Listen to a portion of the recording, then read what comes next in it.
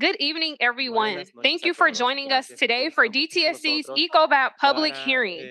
la We have an audiencia important pública agenda de to get through DTS. today, so we'll be starting our Tenemos meeting to algo, ensure we tenemos stay una on agenda que schedule tenemos que and are seguir el día de respectful hoy. of Vamos a dar everyone's por time. empezado para respetar el Please tiempo note de that todos. today's hearing Por is favor, being tomen nota. held both in person and virtually via Okay, Zoom. open it We up. want to welcome En everyone persona who y is por joining us medio de Zoom. online Queremos and dar la thank you for bienvenida your a time todos. this evening.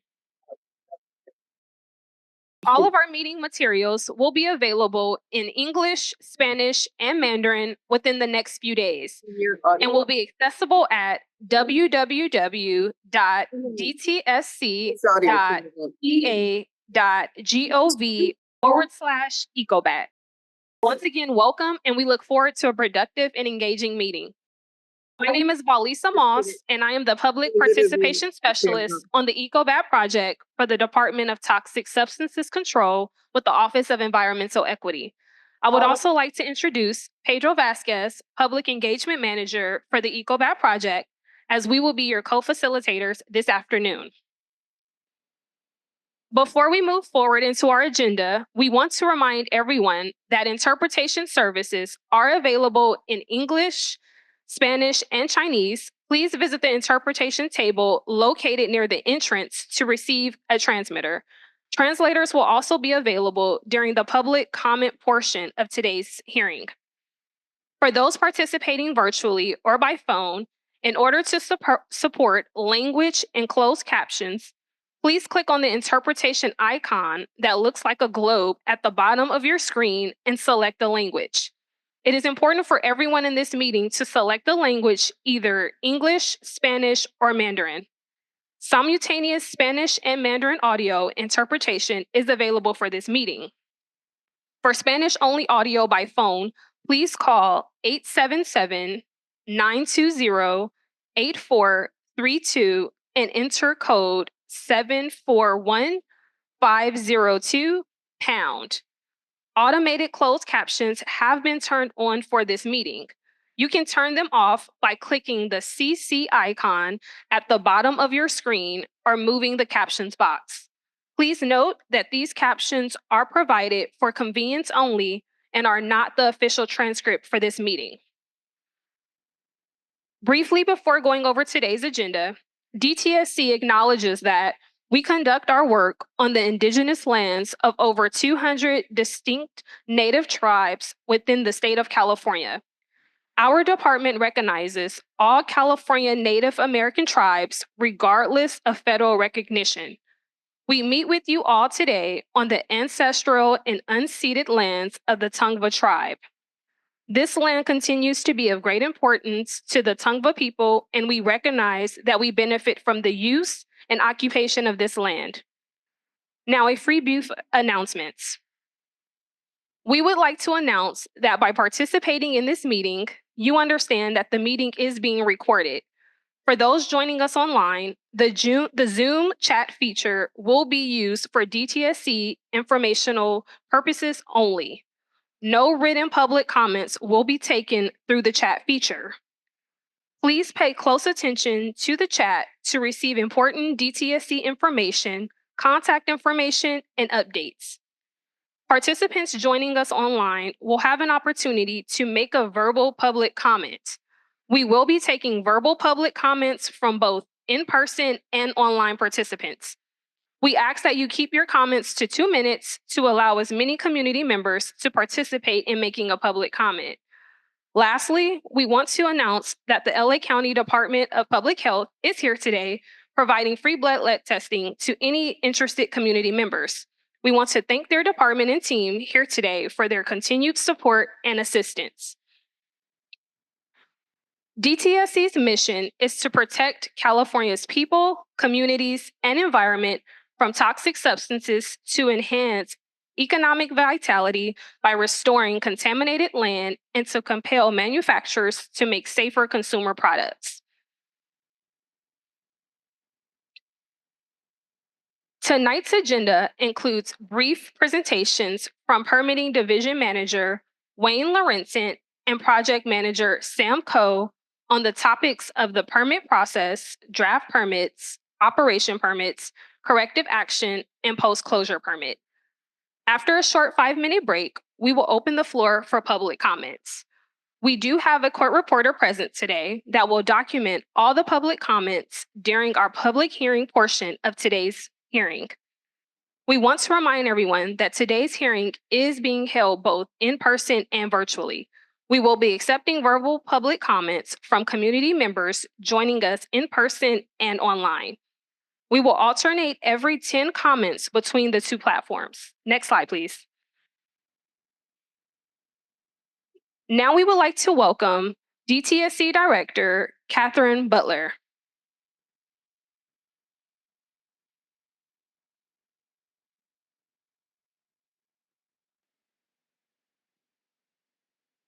Good evening. Thank you for being here tonight. I appreciate everyone coming here tonight. This public comment period for our proposed permit decision, it's one of the most important parts of our process to hear directly from all the interested parties, from the people who live nearby the facility, so our teams can carefully review what you present here tonight, what you submit to us in written comment, before we make a final decision. I want to thank especially our staff at DTSC. We are doing a hybrid meeting tonight because we want to improve access to this public comment platform. We want to make sure folks at home have an opportunity to participate. And we are doing this a second time. We had a first public hearing at the Hacienda Community Center. So this is another chance for you to submit your public comments. I also want to thank all of our interested parties that tabled today. I know it takes a lot of time and energy for you to set up your tables, for you to provide information. And a special thanks to my former colleagues at the Los Angeles County Health Department who are offering free blood lead testing. Please take advantage of that if you'd like to get your blood lead tested. And thank you to Supervisor Solis's office for the deputies who are present here tonight. So this is an extremely important permit decision. And the reason for that is because of the nature of the operations at this facility, processing, recycling lead batteries. As public health professionals, we know there's no safe level of lead. And as experts in permitting, engineering, scientific review, it's our responsibility as the regulator to propose a permit that is health protective and will prevent emissions of lead from entering the community, will require strict reporting and monitoring mechanisms, because if this permit is approved, our job does not stop there. We are committed to enforcement, enforcing the permit conditions, and monitoring the information that will be required of the facility to provide us on a regular basis.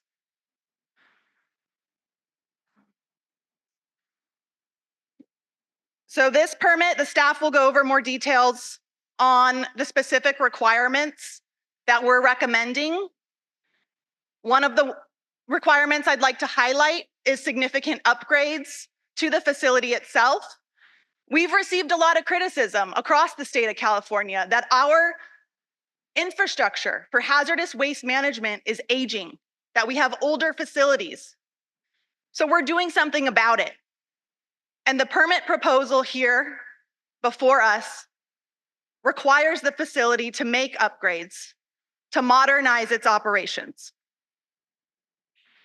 If at any point DTSC has information that emissions from the Ecobat facility are impacting community health or the environment, or if Ecobat does not comply with the permit conditions in the future, then we do have authority to revoke, suspend, or deny their permit.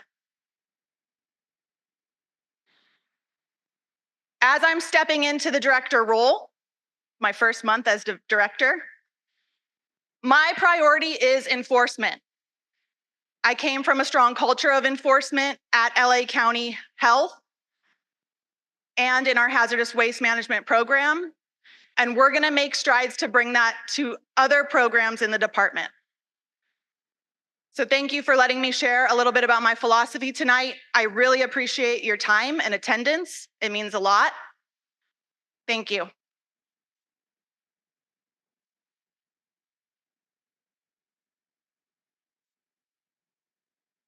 Thank you, Katie. Next, we would like to welcome Permitting Division Manager Wayne Laurentian, who will be presenting on the hazardous waste permit decision process. Thank you, Valisa, and hi, everyone. My name is Wayne Laurentian. I manage the Permitting Division at DTSC. It's great to see so many of you here today. I'd imagine that some of you are neighbors sitting next to each other, workers who work with each other. It's great to see so many of you here tonight.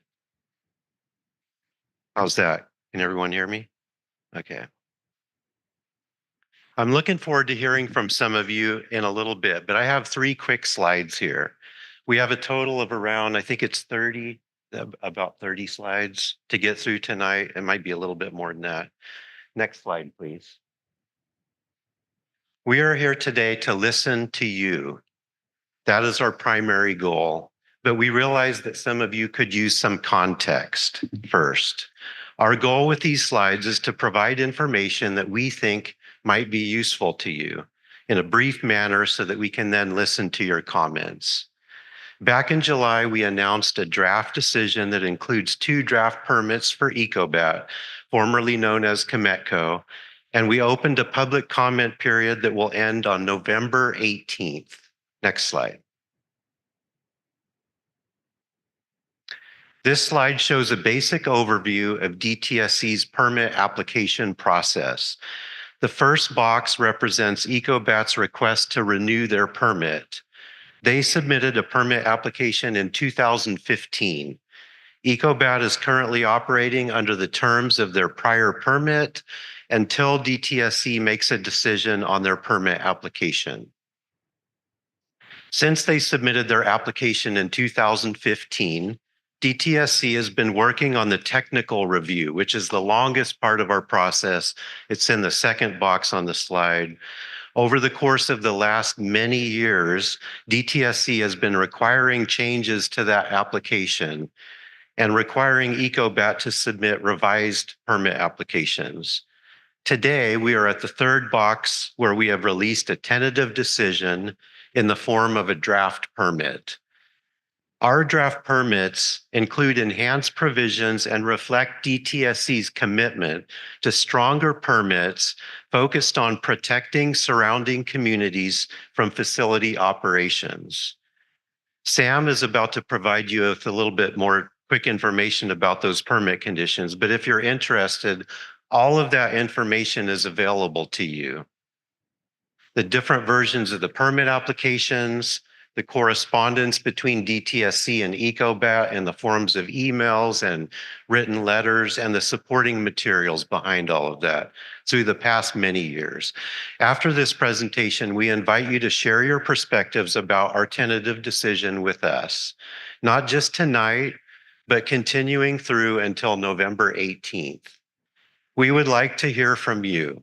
We will help you submit comments during the public comment period if you would like us to. It will take some time to get to the 4th box, which is a final decision, because during that period, we will be considering all of your comments, and I think that we're going to get a lot. Afterwards, we will let you know what we did with your comment and how we used them. We will prepare and share with you a response to comments document when we release the final decision. After we make a final decision, our Board of Environmental Safety processes permit appeals, and that's represented in the 5th box. Next slide, please. On this slide, I'd like to share with you what happens to your comments because they matter a great deal to us, to me, to Sam, to everyone at DTSC here tonight. We are currently in a comment period. Everyone is welcome to comment, including those of you that work at the facility, those of you that live near it. Everyone, all of you are welcome to deliver comments today. Today, we are listening to oral comments. We would like you to know that comments at the microphone are not more important to us than comments submitted in an email or in written form. Because at the end of the day, the comments that we get in this oral forum will be reviewed in a transcript. So they will all be written anyway. If you would rather take the time to write your comments, you can send them to us before November 18th. When we sit down and consider each comment, everything will be in written form. We're going to take all the comments that you provide today and during the comment period and consider how each of those might change our decision or any part of the draft permit. And I'd like to share with you, lastly, why your comments are important to us. They give us insight into your lived experiences. They describe your perspective. They can inform us about environmental burdens that we might otherwise not know about. They can correct information, and they can provide other information that you would like us to consider. This is the draft permit, and I think we have some available up on the tables. This is it. It's about 130 pages of restrictions and additional requirements for the operation of the facility, including one on page 51 that prohibits adding any hazardous waste to the containment building until construction of a new floor is complete, which has been a significant compliance issue at this facility, as many of you know. With respect to this draft permit, I'd like to share with you what we can do with your comments, because this thing can change. We could make a different decision. We could come to a different conclusion or change our perspective. We could add, revise, or remove requirements. And a good example of that is on page 119 in here. For those of you that might open it, DTSC is requiring a community air monitoring station located within a community to monitor for lead and arsenic. And it includes some detail about how it must be installed and implemented. We invite you to look at that language and share your thoughts with us. Another thing we could do is set new limits. We have limits in the permit. We could set new ones. And a good example of that is the health risk assessment. On page 3, we have a fact sheet. It's also available on the tables, I believe. And it's available online. This fact sheet describes the reasons for the permit conditions that we're including. Page 3 of that fact sheet provides a brief summary of a health risk assessment that DTSC is relying on. We invite your thoughts on that and the risk assessment and can show you where you can find a deeper dive into that data. More details, as some of you already have begun. Another thing that we could change in the permit is we could make changes to the draft permit itself, where a good example of that is on page 117, DTSC is requiring an annual public meeting in your neighborhood, including a summary of the environmental monitoring data, which includes groundwater, surface water, air, soil, a summary of complaints from the public, any violations and their resolutions or outcomes, the hours of the public meeting. This is all in a permit condition. And we invite you to look at that language and share your thoughts with us. And lastly, the last thing we could do is we could require additional improvements. Thank you for listening to me. Sam will now provide information that we really hope is helpful for you, and then we'll get to your public comments. Thank you.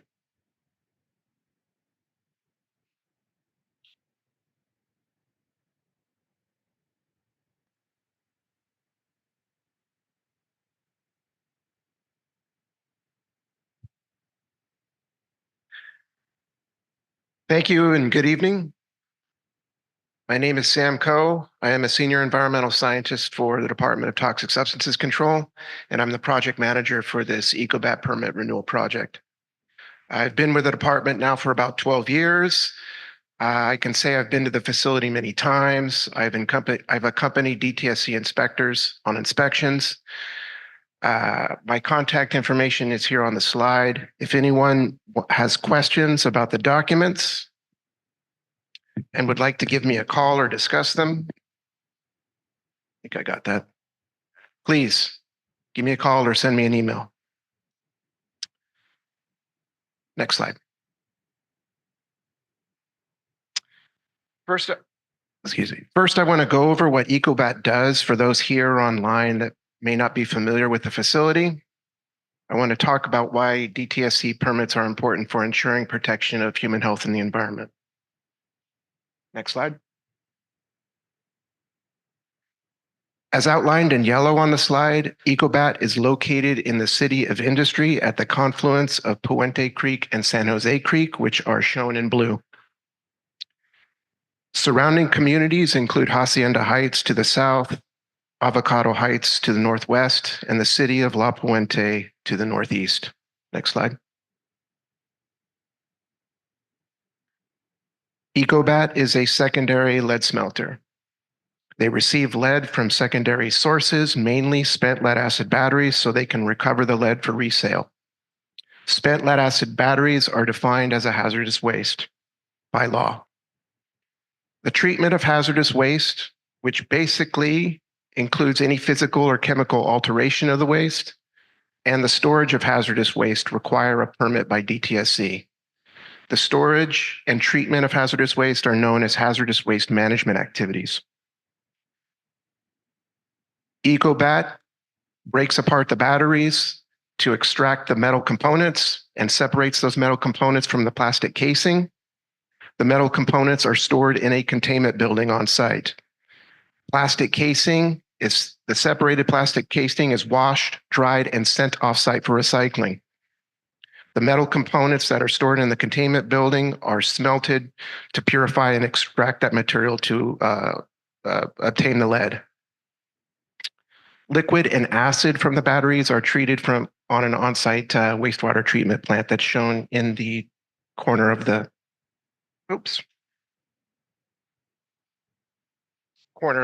facility here. Next slide.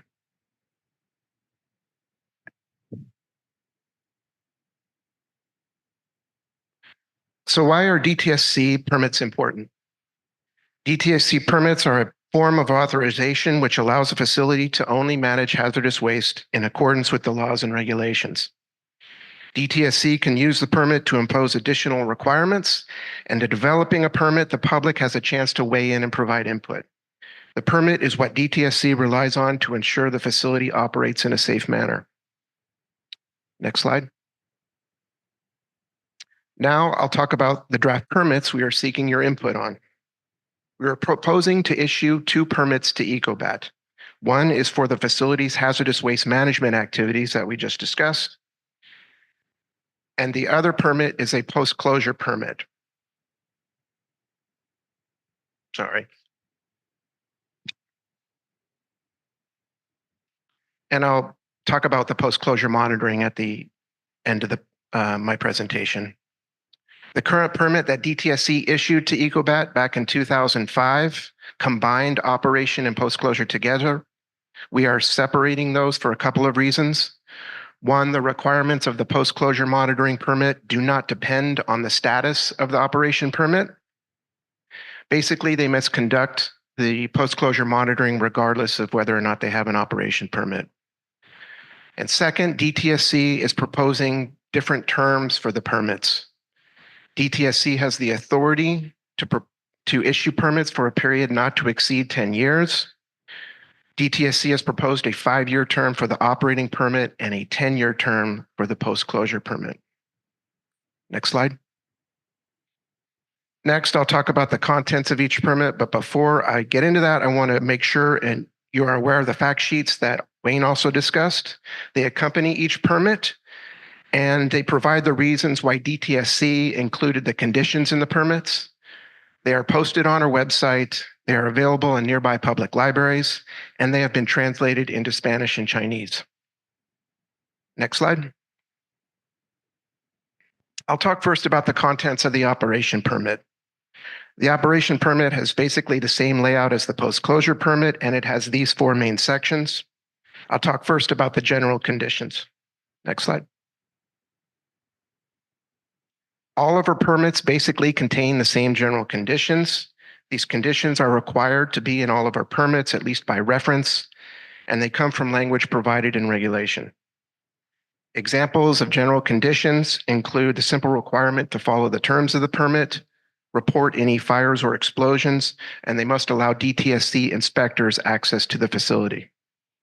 Next slide. The next section, which makes up the bulk of the permit, is the list and descriptions of the hazardous waste management units that DTSC authorizes in the permit. This slide shows images of some of the hazardous waste management units at Ecobat. A hazardous waste management unit can be a tank, can be a drum storage area, a furnace, or a containment building. DTSC does not allow the treatment or storage outside of these units.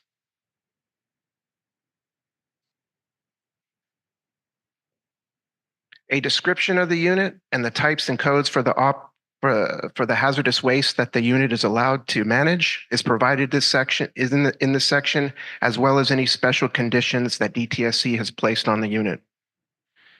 One reason DTSC provides this information in each permit is to make it clear to the DTSC inspectors so they know what to inspect at the facility. Next slide. The next section provides the special conditions DTSC has placed on the facility. To some, this is the most important part of the permit. DTSC has the authority to place additional conditions on a facility beyond what is required in regulation. They can apply to the facility as a whole or be placed on a specific hazardous waste management unit. They can be based on input from the public. They can expand on regulations that are not clear. They can be based on DTSC's review of the permit application. DTSC, based on public comments, as Wayne discussed, we can remove or alter the conditions in the draft permit or add new special conditions. There are 19 special conditions in the draft permit that apply to the facility and 21 that apply to specific hazardous waste management units.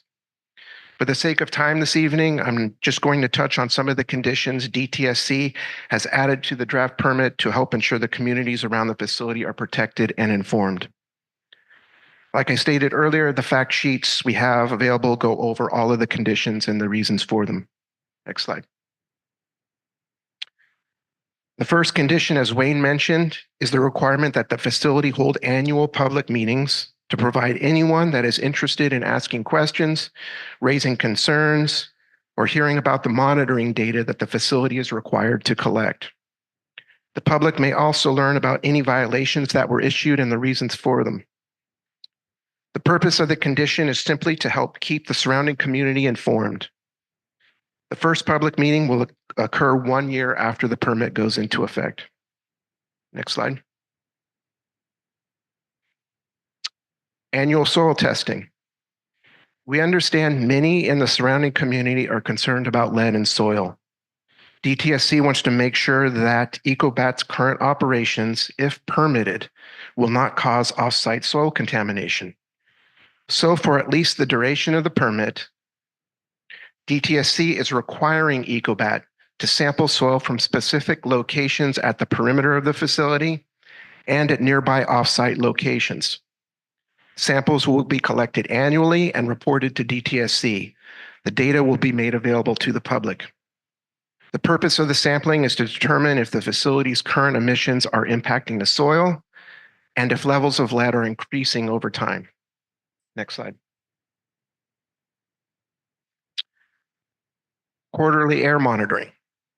DTSC is requiring Ecobat to install and hire a third party to operate an air monitoring station that will take 24-hour average concentrations of lead and arsenic in a residential area located in Avocado Heights. Avocado Heights was chosen because it is the residential area closest to the facility that is downwind in the general predominant wind direction from the facility. The purpose of the condition is simply to obtain data that will help inform any members of the public who are concerned about air quality near their homes. Next slide. Access to monitoring data. To ensure the public has access and is kept informed on the air monitoring data Ecobat is required to collect, DTSC will require Ecobat to maintain a website with weekly air monitoring results taken from the community monitoring station, air monitoring results taken from the facility fence line monitoring stations, and any stack testing that was taken from the facility during that time. These are just some of the special conditions I wanted to share with you. There are other conditions DTSC has placed on Ecobat to ensure the facility can operate in a protective manner. We encourage your comments on all of those conditions. Next slide. The last section of the operating permit I'll go over this evening is regarding corrective action. All permitted facilities are required to perform corrective action when or if there is a release of hazardous waste or constituents from the facility. The corrective action process is overseen by the DTSC Site Mitigation Program. Again, we acknowledge the concern from the community about the levels of lead that have been detected in soil. DTSC has required Ecobat to perform some soil testing off-site. DTSC is requiring Ecobat to complete additional soil sampling. Ecobat must take soil samples up to approximately 3/4 of a mile from the facility. This sampling will help fill data gaps from previous investigations. Hazardous waste or constituent releases into the environment and their location have not yet been fully defined. The permit requires Ecobat to continue to perform its corrective action obligations. Next slide. Now, the second draft permit is the post-closure permit. Post-closure permits are required in some cases to monitor for contamination after a facility or specific unit undergoes closure. The post-closure permit has the same sections as the operating permit, so I won't go through those again. I want to go over the two post-closure units regulated by the post-closure permit. And I'll end my presentation with information about the monitoring programs required for groundwater and surface water. Next slide. Ecobat has two regulated units subject to post-closure. They are a closed surface impoundment and a former waste pile. The closed surface impoundment is on the north side of the facility, shown by the circle on the slide, and the former waste pile, identified by the rectangle, is located south of the battery wrecker building. Next slide. Here are current photos of the two areas on the facility, the closed surface impoundment on the left and the former waste pile on the right. The closed surface impoundment operated roughly from 1975 to 1986. It was an asphalt basin that stored storm and processed water. The closed surface impoundment ceased operation in 1985 and underwent closure in 1994. The asphalt cover and contaminated soil beneath the cover was removed. The area was then backfilled and covered with a 6-inch concrete cap that you can see here in the photo. The former waste pile was in operation the same time as the surface impoundment. It was used to store broken battery parts, slag from the furnace, and other products like iron and coke for smelting. The former waste pile was closed in 1995, undergoing a similar closure process as the closed surface impoundment. Next slide. To ensure groundwater was not being threatened, both units were required to undergo post-closure groundwater monitoring. The groundwater monitoring system will use 25 monitoring wells that are installed either around the boundary of the units or at off-site locations. Data collected from these wells to date have not resulted in Ecobat being required to conduct any corrective action or cleanup of groundwater. The draft permit proposes semi-annual groundwater monitoring samples be submitted to DTSC. Next slide.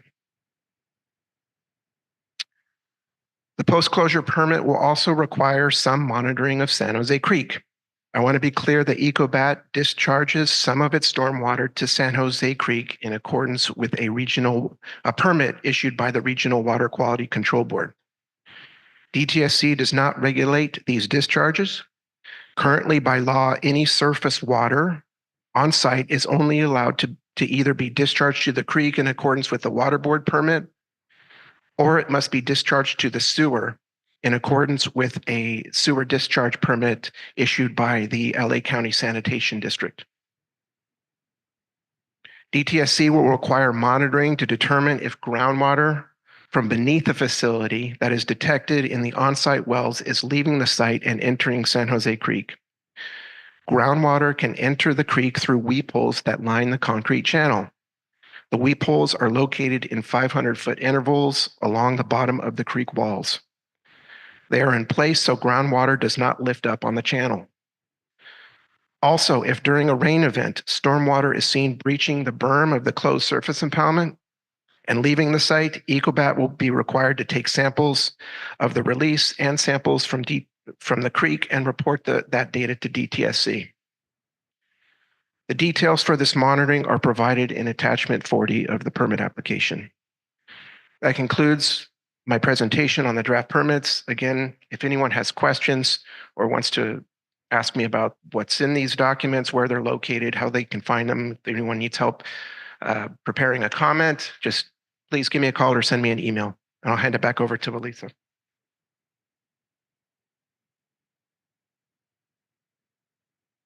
Stuff up here. I don't want to take your stuff.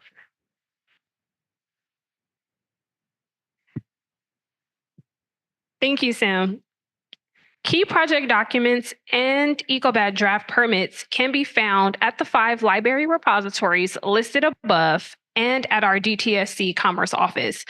In addition, you can also find the admin record also at the DTSC Commerce office. They will be available until the end of the public comment period on November 18th, 2024. We have made these documents available here today as well. You can access them at the written public comment table, which is right to my left. At this time, we will take a short 5-minute break. When we return, we will open the floor for public comments. Please help yourself to water and refreshments located at the back of the room. Restrooms are also located to the right side.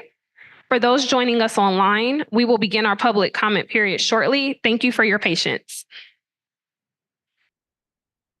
All righty. Well, good afternoon, everybody. Welcome back. We will now move forward with the public hearing portion of today's meeting. Again, my name is Pedro Vasquez. I am a public engagement manager at DTSC, and I will be serving as the public hearing officer this evening. For those of you joining us online or just getting here in person, please note that this meeting is being recorded for the purposes of capturing formal public comments. And by participating in today's hearing, you understand that you are being recorded. Next slide, please. Next slide, please. Briefly, we want to highlight the various ways community members can provide a public comment. Public comments can be made online at dtsc.ca.gov/ecobat-public-comment. You can email project manager Sam Coe at sam.coe@dtsc.ca.gov. Mail-in written comments at 8800 Cal Center Drive, Sacramento, California, 95826, or complete a comment card here in person at the written public table. A friendly reminder that all our comments must be submitted or postmarked before 11:59 on November 18th, 2024. Next slide, please. Now, for the purpose of facilitating a fruitful and engaging meeting, we are asking that everyone respect the following meeting guidelines. Please honor the time allotted for public comments. 2 minutes will be allotted for public comments. We ask that you keep your comments and questions concise for the sake of timekeeping and record keeping. Please use common conversational courtesy, be respectful when others are speaking, avoid side conversations, and please use appropriate language. And finally, every perspective and idea has value. We want to encourage an environment where everyone feels comfortable contributing, and we are asking everyone to please be respectful of one another. Next slide, please.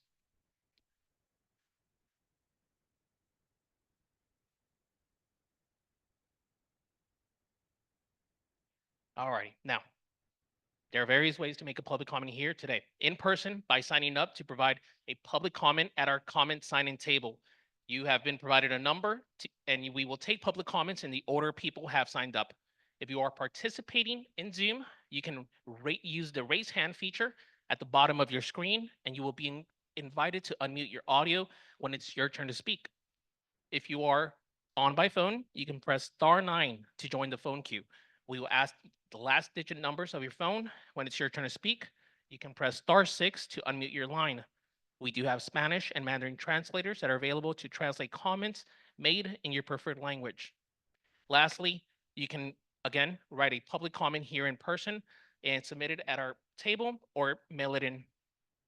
For those of you joining virtually, you can also submit a public comment at dtsc.ca.gov/ecobat-public-comments. That information will be shared on the Zoom chat. We are now in the public hearing portion of our meeting. All verbal comments submitted prior to the time marked by the hearing officer will not be considered for formal public comments. Again, we ask that you keep your comments under 2 minutes to allow as many community members to speak. Please state, so if the first numbers 1 through 10 will please line up. In-person commentators.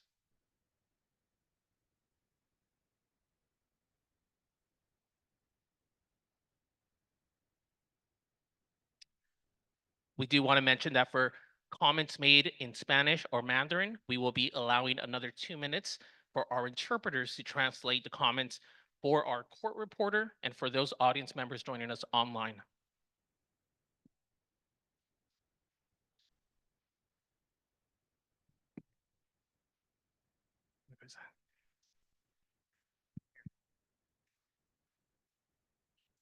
Thank you. All righty. The time is now 6:26 and this public hearing is officially open for public comments. Again, we're taking the first 10 commentators from community members joining us in person, and we will transition to take another 10 comments from those joining us online. We will be transitioning between the two platforms for the rest of our meeting here today. Please, if you will, your first public comment. Thank you, everyone. Thank you. Good evening. Good afternoon. My name is Adan Alvarez, representing Teamsters Local 396. I'm here to support the renewal of Ecobat's permit. For years, Ecobat has provided good union jobs that have supported generations of American workers and their families. These jobs aren't just about making a living, they're about building a future. Many workers have spent their whole careers here, with their children also joining Ecobat. Ecobat stands out for its commitment to its workers and to the safety of the community. The company has spent millions to make sure it meets the highest safety standards in the world. From air quality controls to water recycling, every step is taken to keep workers and the community safe. The workers here are trained to follow strict safety protocols, and they have the power to stop work if they feel something isn't safe. That kind of trust and responsibility is rare, but it shows how much Ecobat values its workers. We need to keep these jobs in America, where safety and worker protections are the highest. If this facility closes, these jobs won't disappear.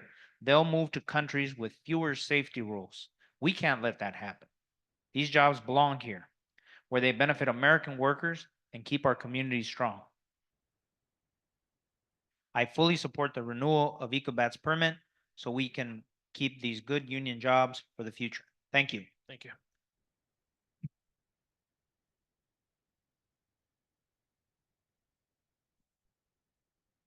Good evening. I'd first like to start by thanking DTSC for providing this opportunity for public discourse. My name is Stephanie Scruggs. I am the Chief Sustainability and Health Safety Environmental Officer for Ecobat, and I'm also the proud daughter of a United Steelworkers Local 13001 worker out of Baytown, Texas. I'd like to personally thank all of the Teamsters here today to show their support, so thank you so much. I'm also equally proud to be here to represent Ecobat as the company seeks for its approval from DTSC to renew its operating permit here at City of Industry. Ecobat's City of Industry facility is the only one of its kind in the Western United States. It recycles safely 10 million car batteries yearly with a 99% recycling rate, the highest of any industrial recycling process. The facility's state-of-the-art equipment and highly skilled workforce transforms old batteries, providing them a second life. And it is essential for and critical for the clean circular economy to come. Ecobat is a global leader in lead battery recycling and is dedicated to sustainable and innovative recycling solutions. Like our facility at City of Industry, our operations are at the forefront of environmental and technological advancements, reflecting our commitment to safety, also the community and the environment.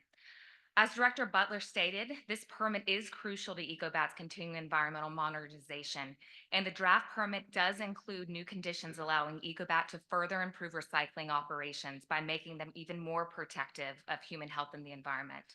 This facility stands as a testament as Ecobat has invested over $50 million locally in health and safety measures for the protection of the community and its workforce. We prioritize the safety of our company, and also you'll see here from many of the speakers that we have here today from our workforce and our community departments throughout the evening. So again, we look forward to our future here at City of Industry and the potential for our permit Thank you. renewal.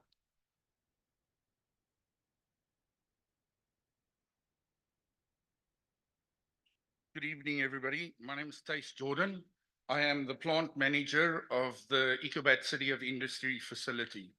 I have general oversight of the operations, and more importantly, that I ensure the safety of all of our employees, my team over here, as well as the surrounding community.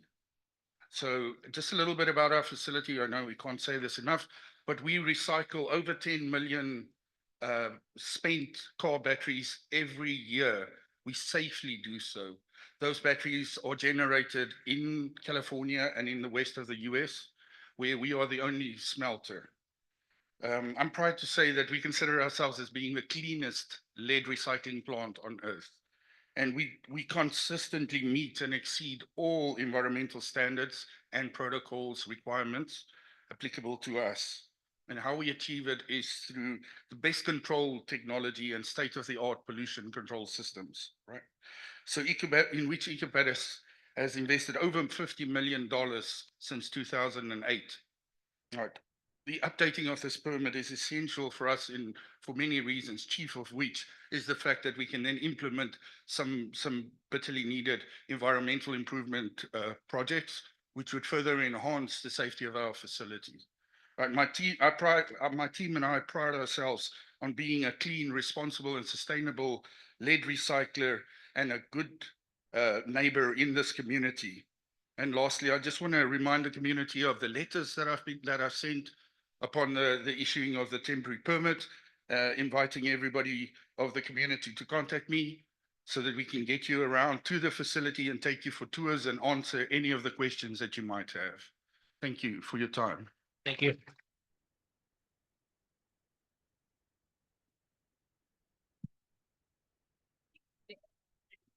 Okay, great. Thank you. Hi, my name is Adriana Salazar Avila. I am president at Teamsters Local 572. But most importantly, I'm a mother. I'm a lifelong resident of Hacienda Heights and La Puente, and I'm here with my 7-year-old twins asking you to renew the permit for Ecobat. I'm not an expert. That's you. It's all of you. And quite frankly, I don't understand some of the stuff in your reports, but I know you do. And I see that there's a 19-point checklist and a 21-point checklist, and there's weekly updates on the website and all the plans that you have to make sure that this facility is safe. It's going to be safe for me, and it's going to be safe for my children. My children attend school right around the corner from Ecobat. I drive by there every day on my way to work. I've gone down the Facebook rabbit holes to see whether or not it's going to be safe, whether, what's going to happen. But quite frankly, the people who are speaking, they're not experts, and that's you. So I'm relying on you, all of you, to hold Ecobat accountable like you are, like you will. I'm relying on the members at Ecobat to make sure that the facility is safe for my kids and my family, for their kids and their family. And I'm asking you to renew the permit. Thank you.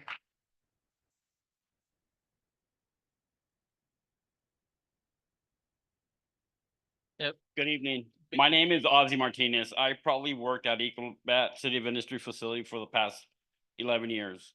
For the past 8 years, I've served as a West technician, monitoring systems that prevent harmful materials from being emitted into the air, ensuring that we stay in full compliance with state and local regulations. But I'm not just an employee. I'm a lifelong member of this community.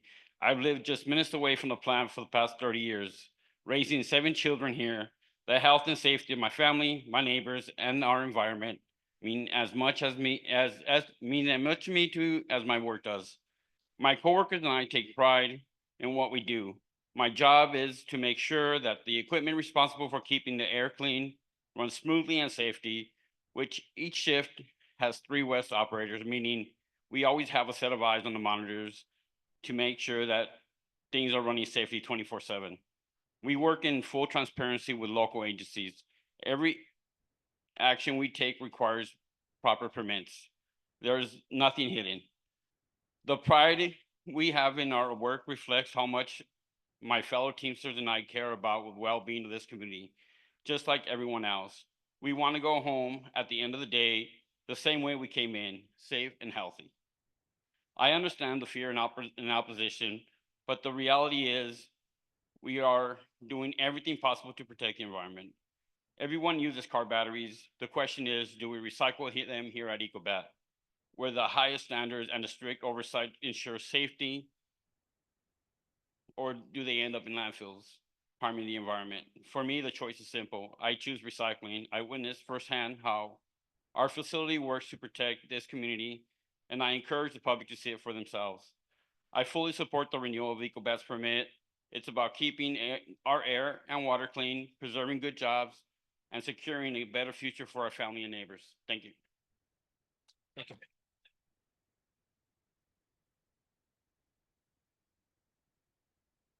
Good evening. I'm Mike Buckhams, the Environmental Technical Support Manager at Ecobat. Speaking in favor of granting the permit renewal for Ecobat's recycling facility.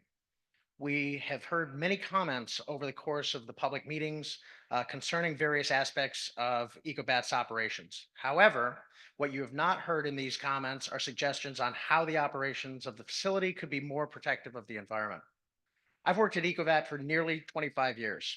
The environmental controls operating at Ecobat's City of Industry facility utilize the best available control technology, including several state-of-the-art pollution control systems that allow Ecobat to remain far below the emission limits in its permits.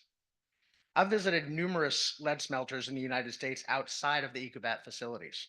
Based on the experience, I can tell you that those other smelters should look up to the Ecobat facility as a peer whose environmental performance they should seek to match, and it's not even a close call.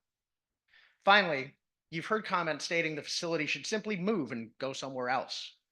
What you have not heard are suggestions on where Ecobat could find a workforce as skilled as the members of Teamsters Local 986. These Teamsters are integral to the impressive environmental performance of this facility. Thank you for this opportunity to speak, and please support this essential closed-loop recycling operation. Thank you.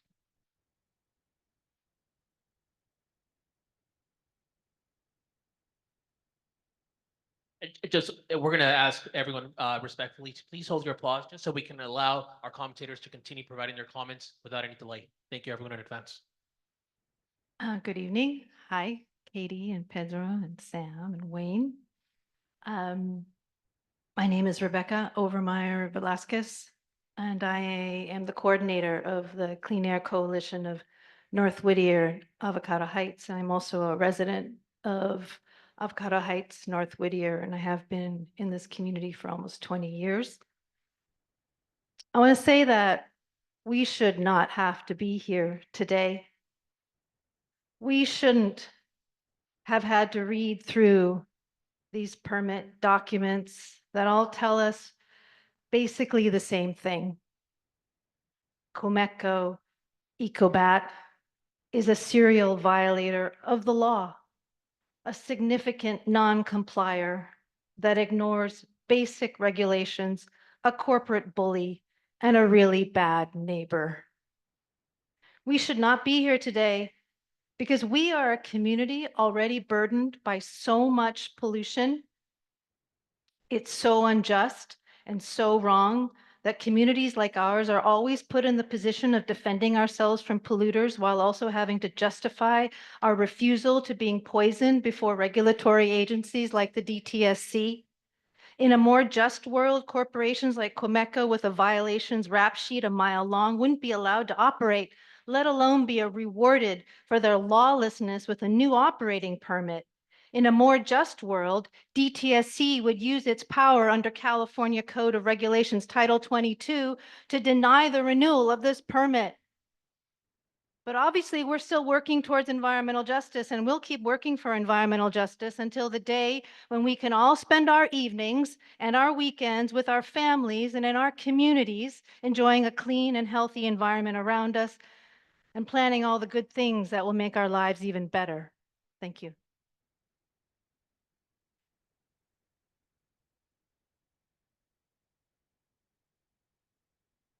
My name is Greg Fritchell, and I'm here on behalf of my neighbors in the Clean Air Coalition. And I want to talk about one fundamentally flawed part of this draft permit. Our community is not interested in attending any public meetings hosted by Ecobat that only tell us what we already know. Ecobat poisons us on a daily basis. Moreover, the last thing we want to do is to make a formal complaint about Ecobat to Ecobat. It's absurd that DTSC has included a condition in the permit that that community members need to report their complaints and concerns about the facility to Ecobat. Given everything we know about Ecobat's long history of compliance violations and its threat to sue the Clean Air Coalition for defamation, this condition is more evidence that neither Ecobat nor DTSC is serious about the community's real concerns about the facility's dangers to our health. Our community is also not interested in the installation by Ecobat of one single air monitoring station that is simply to obtain data that will help inform the members of the public who are concerned about the air quality near our homes. We are well aware that the air we breathe in the community is not clean. It has high levels of particulate matter 2.5 from the cumulative pollution sources all around us. Add to that Ecobat's regular emissions of lead, arsenic, benzene, and hexavalent chromium, which are all well documented.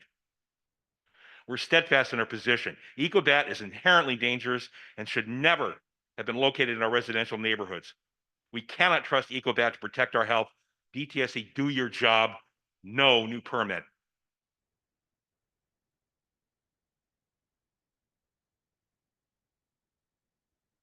Good evening. My name is Carlos Rubio. I am the president of Teamsters Local 911, and I would like to recognize the community and our hardworking men and women that are present here tonight. I also would like to thank DTSC. That was a very informative presentation.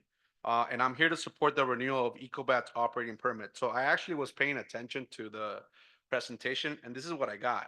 Community, regulation, administration, execution, follow-up, collaboration, cooperation, safety and health first, communication, and consequences. I think we have the blueprint here for success. It is what it is. I think somebody said we shouldn't be here. Well, we are. So how do we deal with it? We develop partnerships. I said community first because I think that's important. And so now some of the facts. Ecobat has shown real commitment to keeping workers in the community safe. Thankfully, the Teamsters Union is involved. Guess what? Safety is the equivalent of the Teamsters Union. For example, in my local, we have environmental health with LA County. The very same people that ensured that Southern California stayed alive and stayed lively as it regards to business. South Coast Air Quality Management District, air quality. We believe in safety. We believe in the health of our members, but we also believe that members should make a decent living. And these folks at Ecobat have been doing a great job at that. They've spent over $50 million on upgrades and advanced safety systems. The Teamsters at this facility are highly trained and have the power to stop work if they feel something is unsafe. This plant isn't just a workplace. It's a source of good, stable jobs for generations of families. I invite everybody to look up the MIT Living Wage Calculator as to what it takes for a single and a family of 2 adults and 2 children to make a living in this region of Southern California. We should take that in consideration as well. Thank you very much. And like I said, we fully support the renewal of Ecobat's permit. Thank you very much. Have a good evening.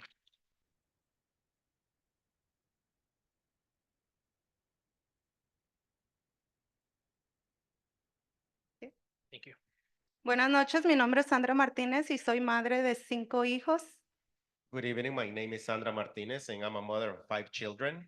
Mi esposo es el único que trabaja y sé lo que es cuando un esposo pierde un trabajo.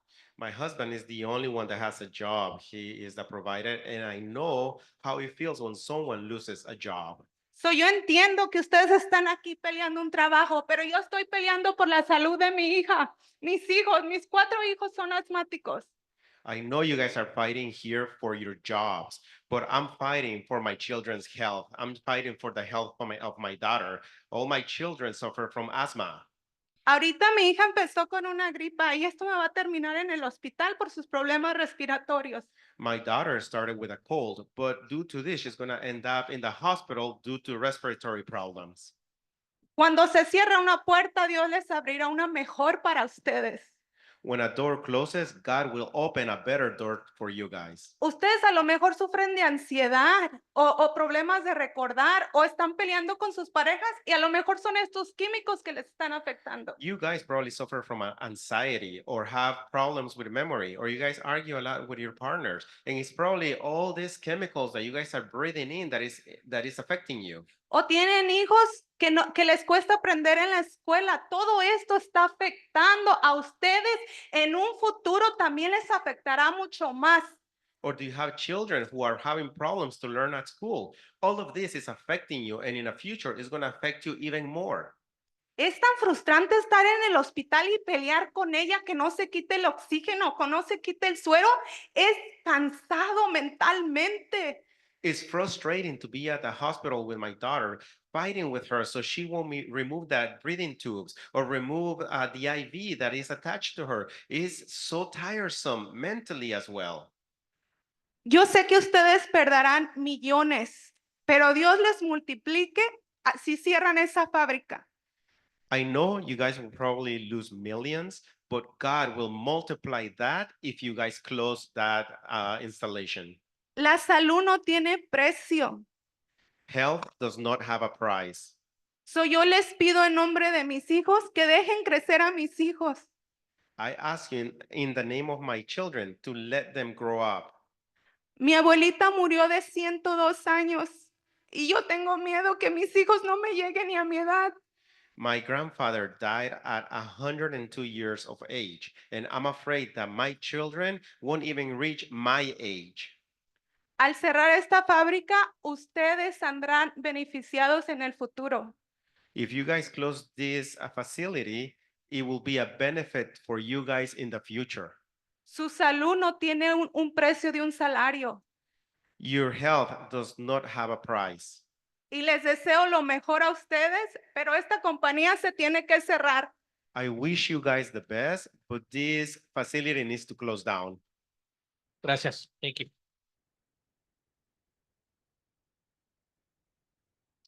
All right. At this time, we are going to be transitioning to 10 additional public comments from those that are joining us virtually online via Zoom. Thank you again in advance for the patience. We have 4 individuals in the queue.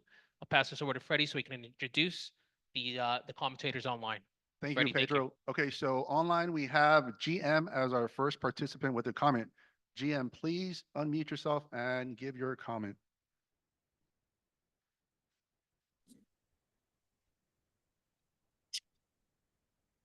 Thank you. My name is Lupe Munoz, and I'm a resident of the area. Ecobat has been an upstanding business in the city of Industry for many years. DTSC has some of the strictest standards for operating permits. If standards are met by the company, we should be able to grant operating permits. If we don't permit, unrecycled material may begin to show up in our cities. Yes, illegal dumping or unregulated recycling. Please grant the permit. Thank you.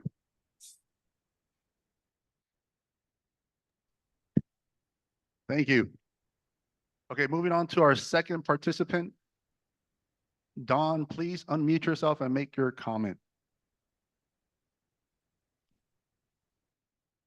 Hi, my name is Dawn, and we've had a property there in Hacienda Heights for about 40 years.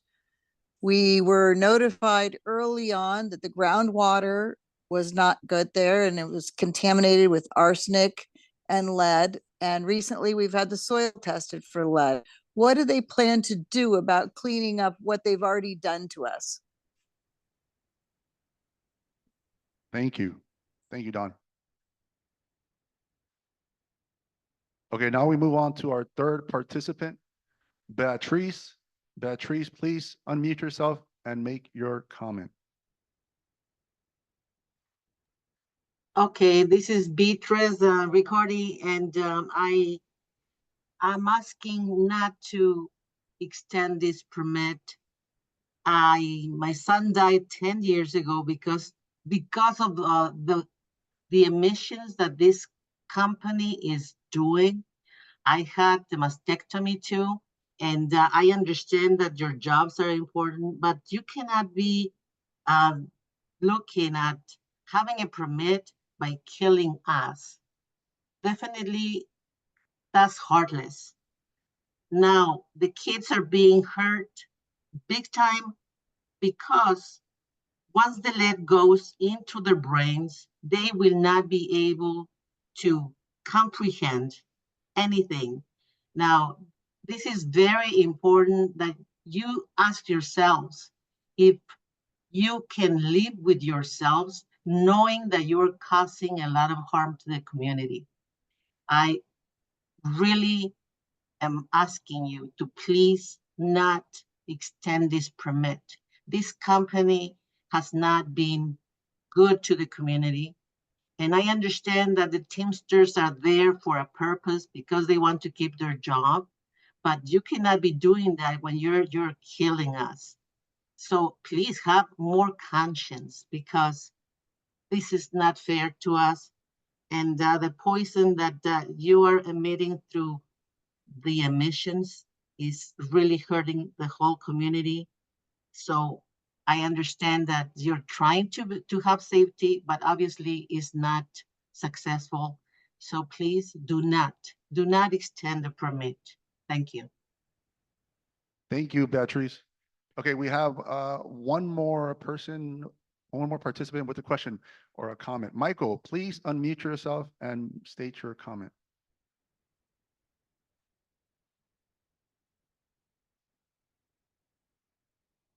Michael, if you may, please.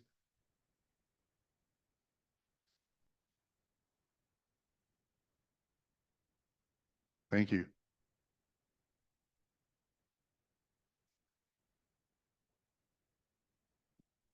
Yeah, we can circle back. That's no problem. Okay, that's it so far for online questions. Okay, Michael, again, we would love to circle back with you. So please, if you can stay on, we will be transitioning back to the virtual aspect of our meeting after these additional 10 comments. Will the numbers 11 through 20 commentators please format the line, please?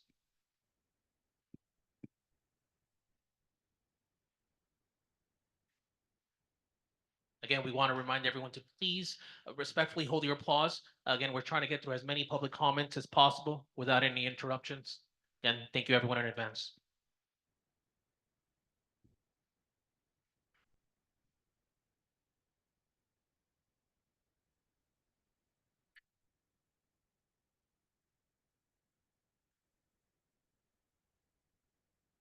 All right, will the number 11 commentator please come up to the mic?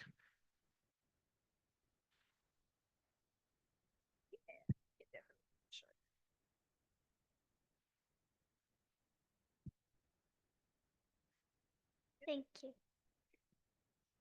Hello, my name is Mahetsi, and today's my birthday and I'm turning 9. One of my birthday wishes is to close a company because I want to live and have a happy life. It was sad when I saw my brothers in the hospitals because I don't want to be the same. I want to graduate and I want to be happy and have a life. Thank you. Thank you. And happy birthday.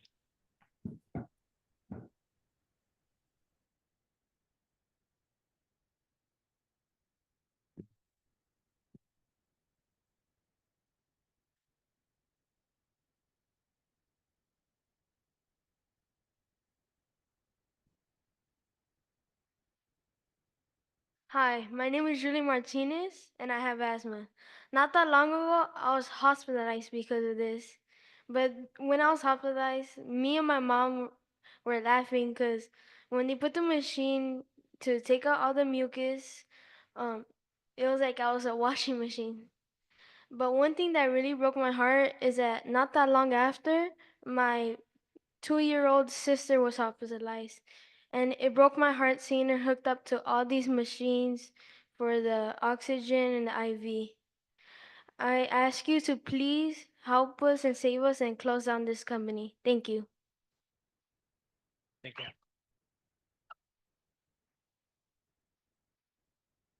Hello, good evening. My name is Adolfo Cerrato. I'm a battery record operator at Ecobat, and I've been there for 11 years. I work the swing shift, where we receive and process batteries by recycled safely. This work isn't always easy, especially dealing with the heat and tough materials, but it is important, and I'm proud of it. Proud to do it as well. Ecobat has been more than just a job for me. It's given me the chance to build a life while working in a safe environment.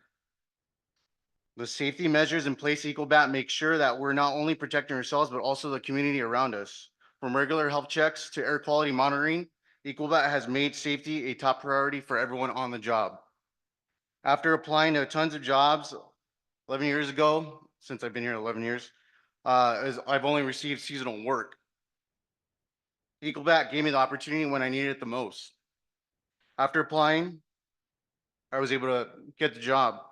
And because of the job, I was able to save up, buy a home, get married, and now I'm starting a family with my wife who is expecting a child. But my story isn't unique. My father has worked here for almost 37 years and is about to retire. My uncle works here as well and is completing 40 years. My grandfather has worked there for 42 years and celebrated his 85th birthday last week. This company has provided good union jobs for my family for generations, and it's given us the security to buy homes and raise our families. My father was able to move all of us from a one-bedroom apartment to a home where we raised all four of us. And now I'm building that same future for my own family as well. The renewal of Ecobat's permit is critical for me, my family, and hundreds of other workers who depend on these good, safe jobs, the union jobs. We're not just workers, we're part of the community as well. I fully support the renewal of the permit to keep Ecobat open, to protect these jobs, and ensure that future generations can have the same opportunities that I've had. Pretty much it. Thank you. Thank you.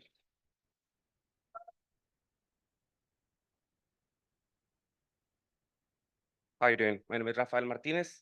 I'm not much of a speaker, but I managed to come up here because of my kids. I wasn't going to speak at all. But in reality, you guys are fighting for you guys' job, for you guys' position. I'm fighting for my kids' health. Not just my kids, everybody around the communities. If I lose my job, like my wife said, I will struggle. I'll beat it down. I'll wake up. I'll be 24 hours awake looking for a job, but I will do it. I will once again get another job. But if I lose the health or we lose one of my kids, I would trade everything in the world, every single cent, my health, my own life for my kids. And that's why I'm up here. You guys, the first gentleman said, if they close the plant down, it's going to go to a country with fewer safety rules. That's what it seems to be happening here. How many violations has this company had? Okay, I could tell you I'm a super safe driver, and I have 40 tickets behind me. Are you gonna trust me to drive your kids to school? Now afterwards, let's say by any chance, hopefully everything gets resolved. Let's just say the plant goes down. Would you buy your home there? Would you take your kids to school there? If they build a pool there, would you let them go every day during the summer to swim? To get swimming lessons in that pool, to play in the playground, to dig in the dirt. I think health is a lot more important than monetary compensation. And I do get you guys. We as families are here fighting for our kids. We don't have a puppeteer telling us stand up, raise your signs, attend this meeting, go ahead and talk. We are talking because of our own, not because somebody else is telling us to do so. And that's what I don't like. When somebody empowering tells you guys what to do, you guys have your own voice. Do it for your kids. Do it for your families. Thank you. Thank you.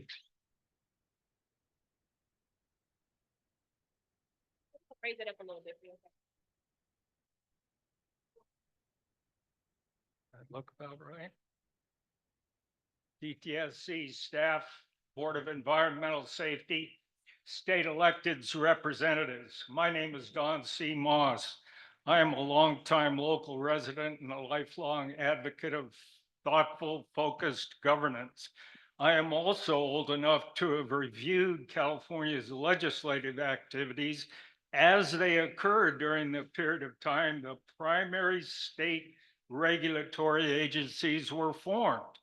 The stated intent of the legislature at that time was for those agencies to facilitate cleanup of the environment by providing technical guidance for each industry and appropriate assistance for each individual manufacturer to assure the desired goal of cleanup of California's environment was achieved in a timely fashion.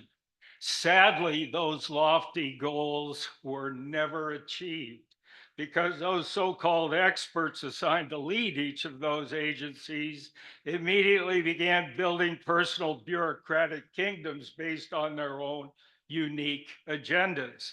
Historical record has shown that some sat on their hands, others created self-serving cash cows, which built castles in Hacienda Heights, and and others preying on industry that they were tasked to assist. And all of them became artificial gatekeepers, delaying upgrades to the industry and cleanup of the environment. Am I out of time? The combined effect of these regulatory agencies has destroyed the once vibrant economy which existed in California post-World War II. Yet the only response by the current progressive supermajority has been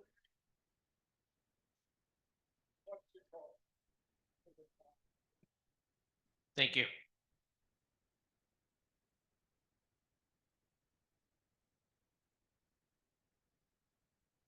Good evening. My name is Sean Wambacher. I've been a maintenance mechanic at Ecobat for the past few years, two to be exact. My job at the company is to keep the plant running, whether that means fixing the machinery when it breaks down or performing preventative maintenance to avoid issues or further issues. It's not just about keeping things going. It's about doing it right and doing it safely for me specifically. Ecobat has incredibly high safety standards, and that's a good thing for my sake and for the community's sake. Yes, the job can be demanding, but a lot of jobs are, especially when you're under the pressure to make sure the facility is running efficiently. But those high standards are what keep us safe and the plant operating smoothly. I want people to know that this job is not as dangerous as some might think it is. There are countless safety precautions in place, and we take them very seriously. I came to Ecobat from Bakersfield. It's about 2 hours up north. I was doing a different mechanic job, but moving to Los Angeles was a big change for me. But this job specifically has provided a huge financial stability for me and my family. I'm now earning almost 3 times as much as I was making as my last job. And this is making it stable, which is a union job at that. It has allowed me and my girlfriend to, start our future together and create our family. Ecobat provides good jobs that help people like me to afford, to be able to afford to live in the community with all of you guys. There's no reason to attack the company that's doing so much for myself and the other coworkers with me, as well as the community. That's why I fully support the renewal of Ecobat's permit. Thank you. Thank you.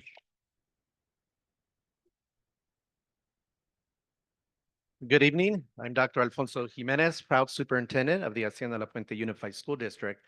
And I'm here on behalf of the Hacienda La Puente Unified School District to provide and submit the district's comments and concerns on the draft hazardous waste facility permit renewal for Ecobat Resources California Incorporated, and urge the Department of Toxic Substance Control, DTSC, to require Ecobat to test the soils at the district's proximate schools as part of the draft permit. The 11 schools are in close proximity to within 2 miles of Ecobat facilities. Palm Elementary School, 0.74 miles. Los Robles Elementary School, 1 mile. Orange Grove Middle School, 1.12 miles. Los Altos High School, 1.24 miles. Nelson Elementary School, 1.26 miles. La Salette School, 1.6 miles. Spark Elementary School, 1.61 miles. Fred M. Sparks Middle School, 1.71 miles. La Puente High School, 1.72 miles. Quist Elementary School, 1.75 miles, and Newton Middle School, 1.99 miles, collectively referred herein to as the schools. It is undisputed that Ecobat's predecessor, Comeco, has emitted, and Ecobat will continue to emit significant amounts of arsenic, lead, hexavalent chromium, and other hazardous air pollutants into the air. To emit at this rate, it would continue to emit 6.5 pounds of arsenic per year. This means that over the draft permit's duration of 5 years, the facility is allowed to spew out a total of 32.5 pounds of arsenic. These hazardous pollutants have been atmospherically deposited outside the facility. Two University of Southern California assistant professors from the Department of Population and Public Health Services submitted a comment letter to AQMD indicating that contamination from Ecobat Comeco's facility could have reached out to 2 miles. Further, given the continued emissions that are allowed, the risk to students, faculty, and staff from the aerial deposition of arsenic, lead, and hexavalent chromium at the schools cries out for continued investigation. DTSC needs to hold Ecobat responsible to remediate the contamination and compensate the district for any relocation of school operations during remedial efforts. We implore DTSC to require Ecobat to conduct this testing. Thank you for your time. Thank you.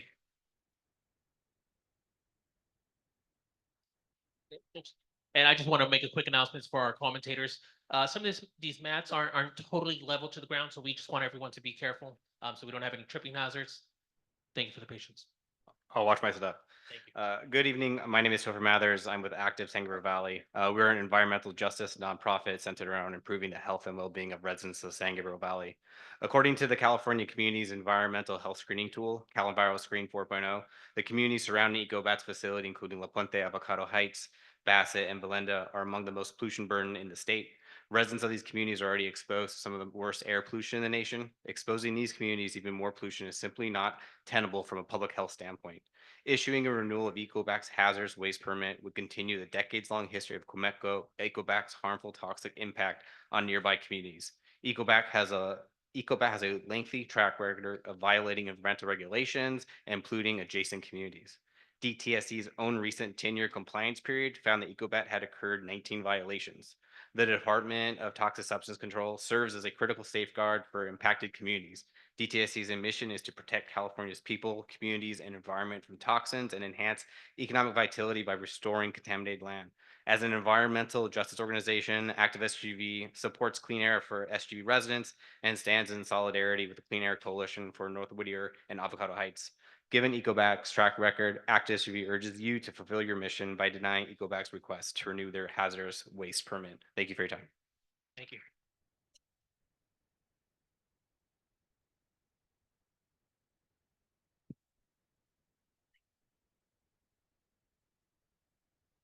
Good evening. My name is Andrea Gordon, and I'm a resident of Hacienda Heights for approximately 25 years. What's the greatest predictor of future behavior? Does anybody know? It's past behavior. So while I was a union leader, and I do believe in union labor and strongly support unions like all these workers here, they work for a company, a corporation, a conglomerate that is a serial polluter. No one, no regulatory agency that has oversight over Quemetco, Ecobat, whatever name they want to go by now, has been able to effectively regulate and control what they do in our community. But we're the ones who bear the brunt. We're the ones who get sick. We're the ones who have cancer. We're the ones that do chemo. I personally did chemo for 6 years, and they are the criminal serial rapist in our neighborhoods. We want all of the regulatory agencies to do a deep dive, not on the surface. Go back and dig through the records and see what we've seen, how they continue to pollute over and over and over. Water, air, soil, kids, neighbors, patio furniture, fruit trees, everything is contaminated. And I would appreciate if you would do that deep dive and then deny their permit. Thank you. Thank you. All righty, thank you, everyone. We are going to be checking in with the virtual side of our meeting today. Looks like we got 2 public comments. So I'm going to transition this over to Freddie so that he can introduce our participants. Thank you, Petra. Okay, folks, so we do have Claudia who raised her hand and then placed it back down. Claudia, would you like to make your comment, please? Go ahead.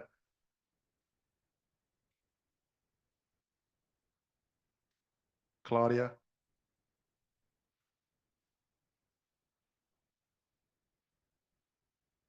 Okay. I think she put down her hand. Okay, so we'll move forward to Mr. Michael. Mr. Michael, please unmute yourself and there you go. Good Hello? evening. Yes, we can hear you, sir. Go ahead. Okay. My name is Michael McKee. Our family has lived in the same location in Avocado Heights for 75 years. For the past 65 years, Quometco and now Ecobat have had a long history of violations and polluting an area that at one time was pristine with agriculture and now with warehouses and that sort of thing. Despite AQMD and DTSC's best efforts, and I think you guys have tried very hard, they continue to pollute, perhaps less now than before, but still at a very high level. And after 65 years in the same location, a little pollution adds up to a lot, just the cumulative effect.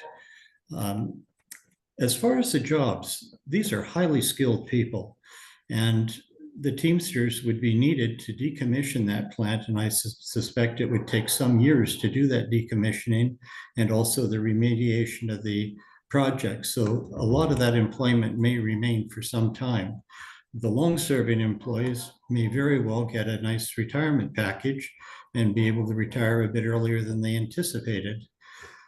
We're just asking you to, after all these years, again, to review the record and ask them to move to an area that's not populated, that may affect the workforce to some degree, but at the same time, for the next century or however long they're going to be recycling these batteries, they'll have a good place to do it, in a place where it won't impact the surrounding areas as much, and they'll have a brand new high-tech facility. Thank you very much, and I would ask you to decline their application at this time. Thank you. Are there any additional commentators on Zoom? Thank you, Freddie. All right, we're now going to be asking commentators 21 through 30 to please make their way to the mic.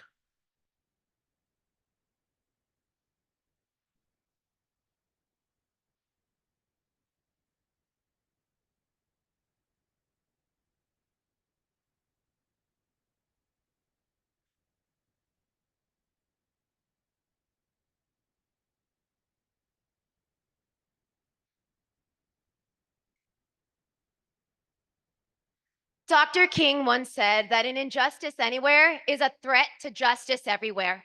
That timeless quote deeply resonates in the context of environmental justice, where the health and safety of communities should be paramount, not an afterthought. The containment building, also known as the batch house, has not had a functioning secondary containment and leak detection system for several years. Since 2015, DTSC has allowed this compliance failure to persist, even after the disgraceful 2022 settlement that supposedly resolved all of Ecobat's outstanding violations. This failure continues today. Now it's actually included in the draft permit. not as a condition that needs to be addressed before the permit is issued, but as a fix that Ecobat is allowed to make after it gets its permit. Why do corporations get a pass? Meanwhile, us, the residents, receive threats of lawsuits for defamation. Furthermore, the financial penalty Ecobat had to pay in 22 was only a tiny fraction of what the facility was liable for, considering the number and duration of its violations, like this one, that has continued for years. Based on our calculations, DTSC could have been penalized. They could have penalized Ecobat for at least $140 million to up to $2.2 billion. Instead, Ecobat still hasn't fixed the containment building floor, and DTSC plans to reward the facility for this failure by giving it a new permit. This is absurd. This is another reminder to us that we cannot trust Ecobat to protect our health. DTSC, do your job, no new permit. Thank you. I want to, on a different note. No? Please, please, respectfully, if you can continue, please. On another note, I wanted to extend the invitation if anyone wants to stay afterwards to light a candle in memory of someone who's been lost. It could be a friend, a family member, or a pet due to Comeco. Because you know what? These are not just numbers, statistics. These are not just names. There's actual faces. So we invite you to our ofrenda. It's small, humble, but it's full of energy. And it's to honor those lives because those lives were not lost in vain. Those lives, their energy continues. And you see it. You see it in the families that spoke today.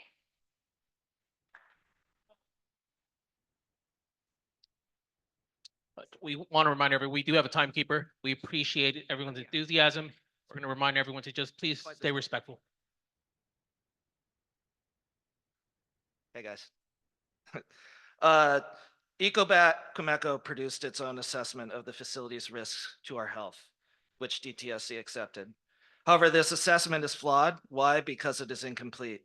It does not use any residential soil test data that DTSC collected, data that shows hazardous levels of lead in our yards.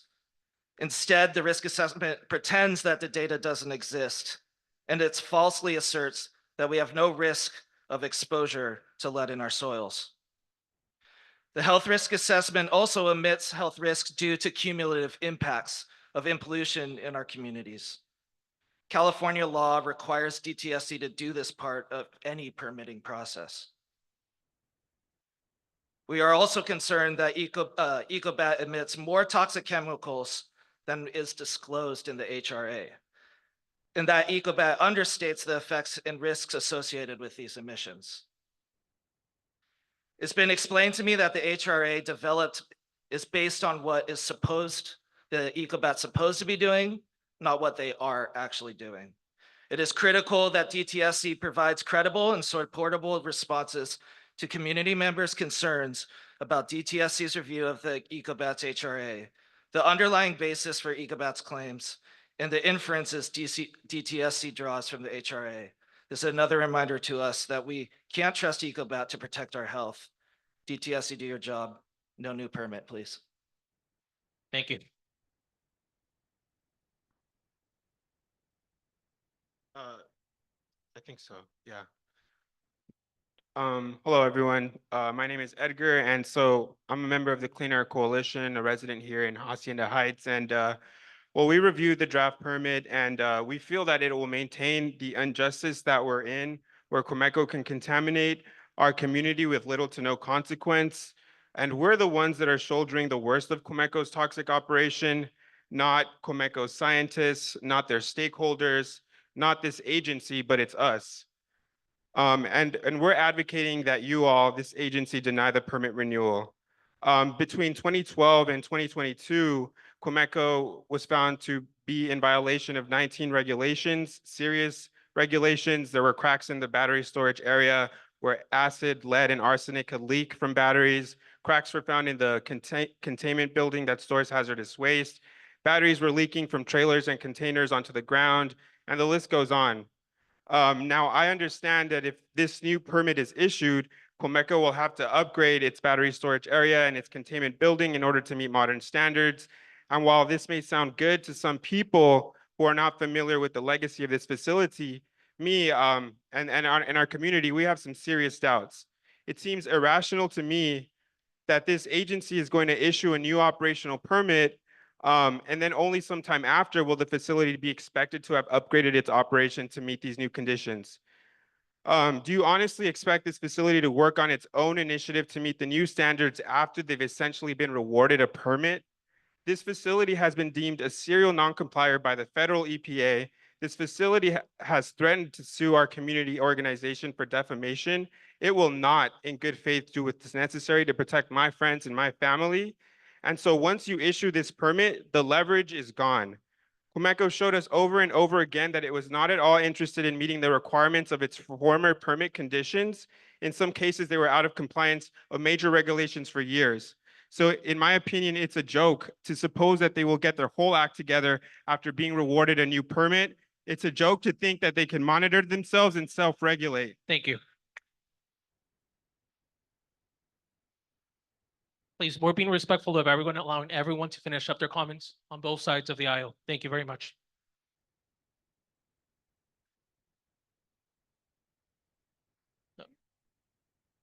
Again, we're being respectful for everyone, allowing everyone to finish their comments.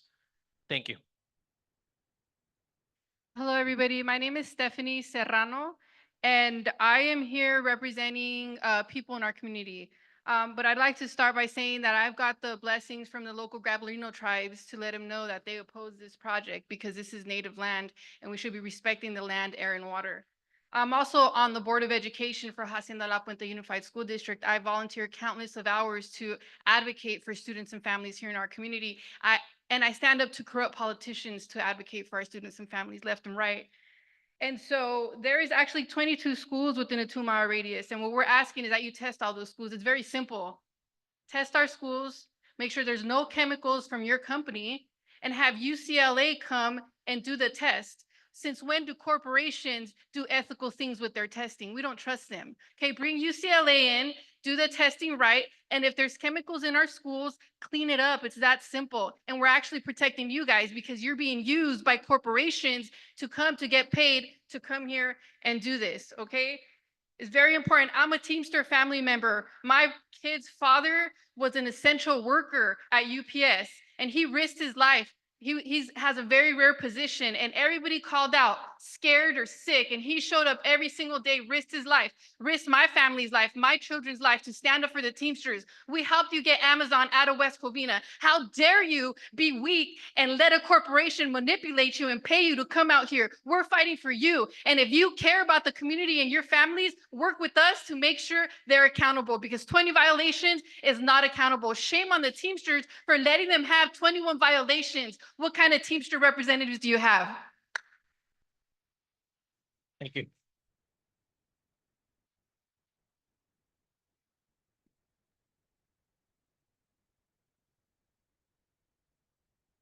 A little lower. I'm a little shorter than she is.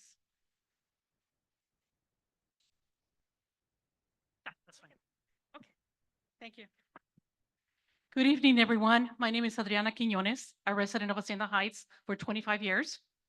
And sadly, I'm here representing my nephew, who died at age 36 of a rare form of cancer. His mother, my sister, had cancer as well. The neighbors, their pets have died. I live on the other side of Hacienda Heights, and my family that live on the other side of Hacienda Heights, there's nothing wrong with us.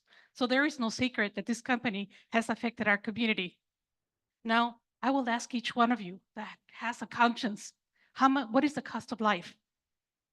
Is all of your jobs worth the cost of the community's lives? Something to think about. Now, I'm going to talk about the 29 violations. These union leaders keep saying that it's safe, but we had the Attorney General sue this company because they had 29 violations. Let's not even consider the BSP scores. And some of you may not be aware of the BSP scores, which is a joke. That needs to be changed before any permit is granted. How many people need to die? How many children need to be affected? How about the soil testing? 3/4 of a mile? That is a joke. It needs to be 2 miles at least, because I know some people that are being affected that is beyond the 3/4 of a mile. What about the enforcement? The enforcement is also a joke.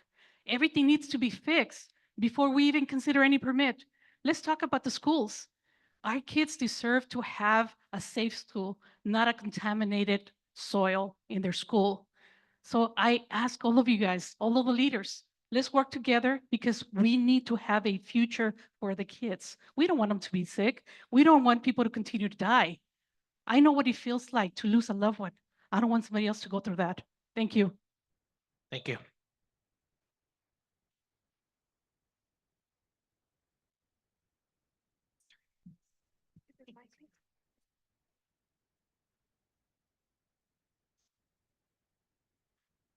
Thank you. My name is Joanne McClaskey. I'm the Executive Director at the Industry Business Council here in the City of Industry for the last 18 years. Ecobat has been a member of our council and an upstanding business in the City of Industry for many years. I'd like to highlight some important facts about Ecobat's operation. Ecobat operates the world's cleanest lead recycling facility right here in City of Industry, safely recycling over 10 million car batteries annually under the strictest environmental regulations, thanks to this team.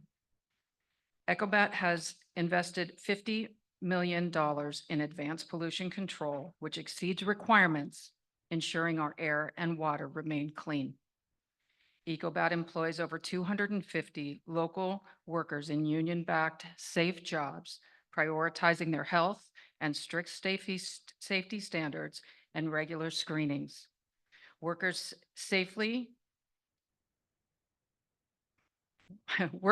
work safely just as important to workers' safety is just as important to Ecobat as environmental care.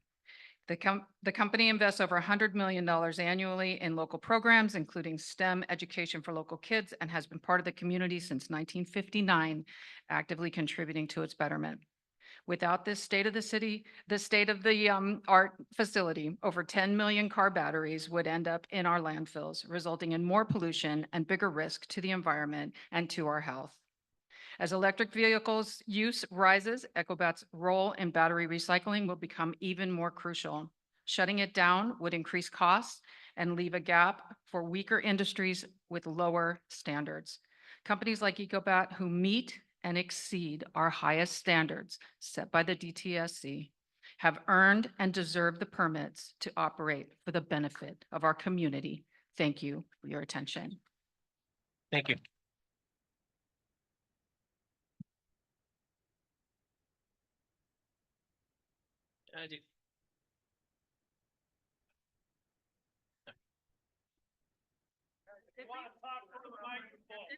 Yes. And please, we're going to ask for decorum. We have next bloke speaker. Thank Please you. go ahead. Good evening, community. Thank you for everybody that was able to be here this evening. My name is Jeffrey De La Torre, and I'm here as a community member. I've lived in Hacienda Heights since 2000. Can you hear me? Yep. First, I want to start off by, acknowledge our Teamsters. I am a union member myself. My respect to your labor force. I know you guarantee decent wages, fair promotion, job security, time off, retirement, and also healthcare. But let's talk about healthcare. Money, it's not going to buy you health. I mean, how many people that we see that are filthy rich, they would be willing to give all their money as long as they would have their health. So remember that health is more important than money.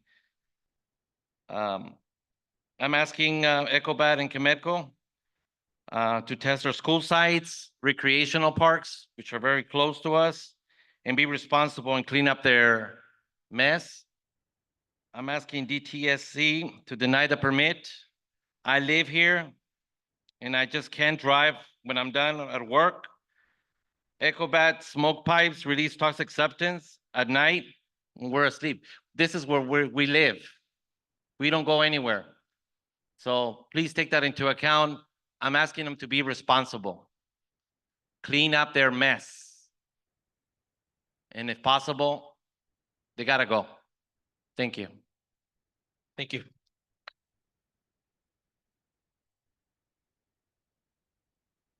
Hello, my name is Christian Castro, and I'm here representing Teamsters Joint Council 42.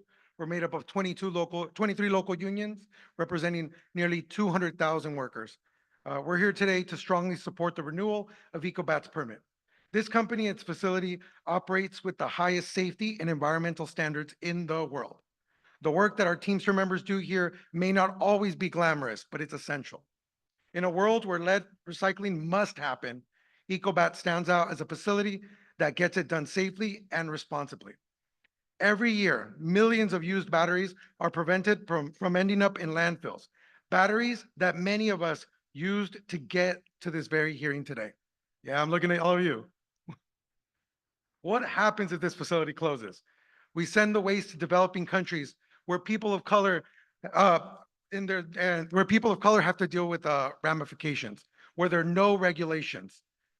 There are people out there without training and safety protections without the safety protections that we have here in the United States. They would be left to deal with the environmental risks. That's not a solution we should accept. It's critical that we keep this work in America, where the standards are the highest and the workers are the best trained. Our Teamster members take pride in the work they do to protect the environment, and they take pride in holding good union jobs that support their families and strengthen their communities. These aren't just jobs, they're jobs that make a difference by ensuring that the recycling process is safe for workers and for the world around us. They ensure that these batteries are recycled in a way that doesn't harm our land, water, or air. By renewing Ecobat's permit, we're not just supporting hundreds of Teamsters and their families, we're ensuring that this vital work continues to be done safely and responsibly here in America, where we can do it right. Trust the workers, trust the Teamsters. Thank you. Thank you. Okay, Chair. No. we don't do that. Here. Perfect. Good evening, everyone. My name is Vivian. I'm a volunteer with the Clean Air Coalition. And what I wanted to say was that in the draft permit, there's a corrective action in which DTSC finally and publicly disagrees with Ecobat's false assertion that the facility has not contaminated our communities far beyond its fence line. Per the fact sheet, DTSC disagreed with Ecobat's conclusions and stated, and I quote, "They were not fully supported by the data, in significant part because an insufficient number of samples were taken, but also because the RFI report did not evaluate the relationship between the full range of metals that may be associated with the facility's releases." In addition, DTSC also admits that lead concentrations in soil decrease with distance from Ecobat's facility, indicating direct contamination from the plant. So that brings up some questions. Why did DTSC wait all these years to finally say what we have always known, which is that Ecobat has contaminated our community with thousands of pounds of lead deposition in our soils? Why weren't these data included in the health risk assessment? What is the point of having additional soil test data after you've given Ecobat a new permit to come to pollute our community? This is another reminder to us that we can't trust Ecobat to protect our health. DTSC, do your job, deny the permit. Thank you. All right. We are now going to be transitioning to our virtual participants, and so we'll be taking some comments from those joining us online. Again, thank you for your patience. Thank you, Pedro. Okay, Mr. Michael, you did have your hand up. Would you like to ask a question or place your comment, please? Go right ahead, Mr. Michael.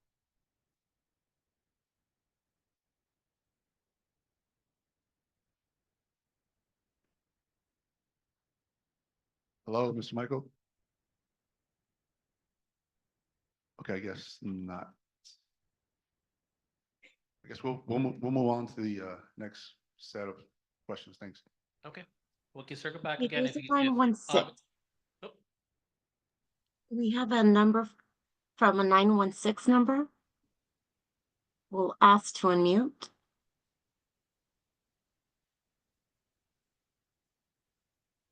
yes, please, it appears we have somebody on the line, please, if, Actually, we're sorry about that. We do have a question. Luz, would you like to unmute yourself and please proceed to make your comment? Luz?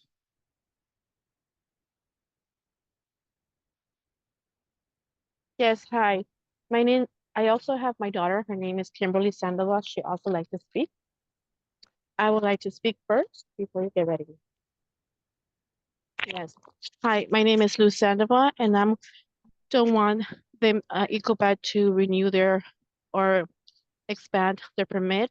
I came from Los Angeles, and they had a battery on that site, and a lot of people have been dying also until they closed it down.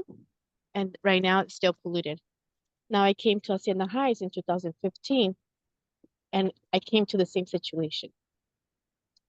So I come from LA, I come to Hacienda Heights, and it's still another battery is having a lot of people dying. So where is safe to live? Where can I move? Because when I moved in, no one told me about this. I really just found out a year ago. And a year ago, I even asked DSS,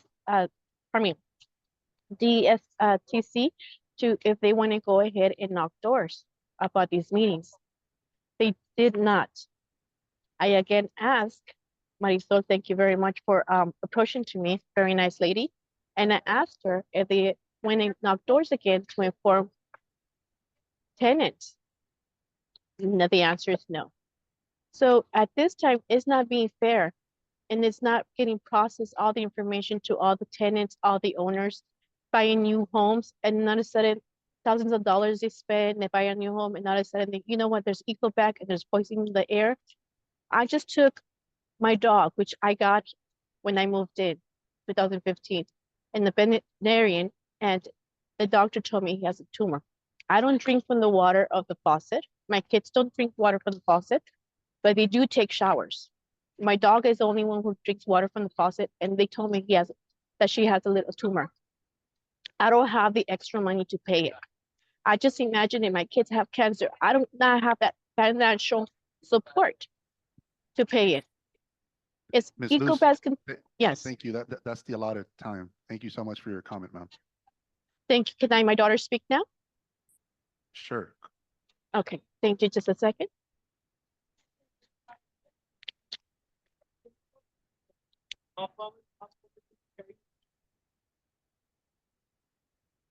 Kimberly, are you there? Hello? Hey, Kimberly, go ahead. Okay. Hello, my name is Kimberly Marie Sandoval, and I'm 13 years old.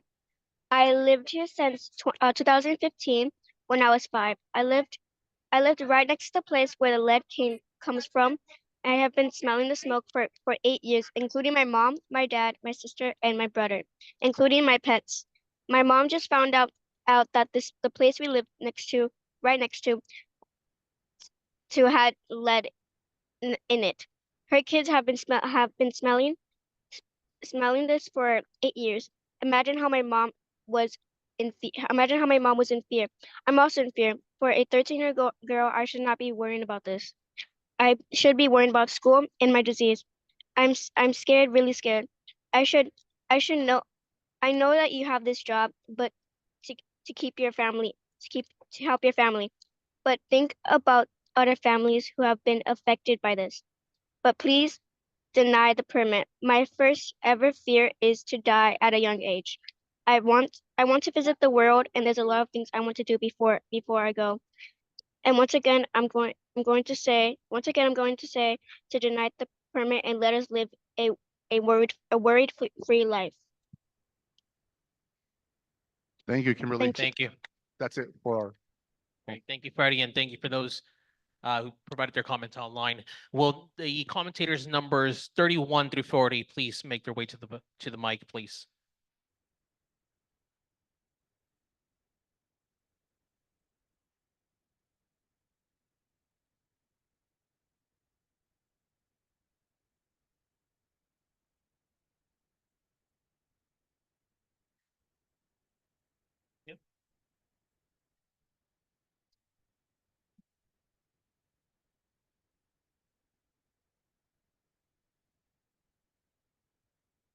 Good evening, gentlemen, Mr.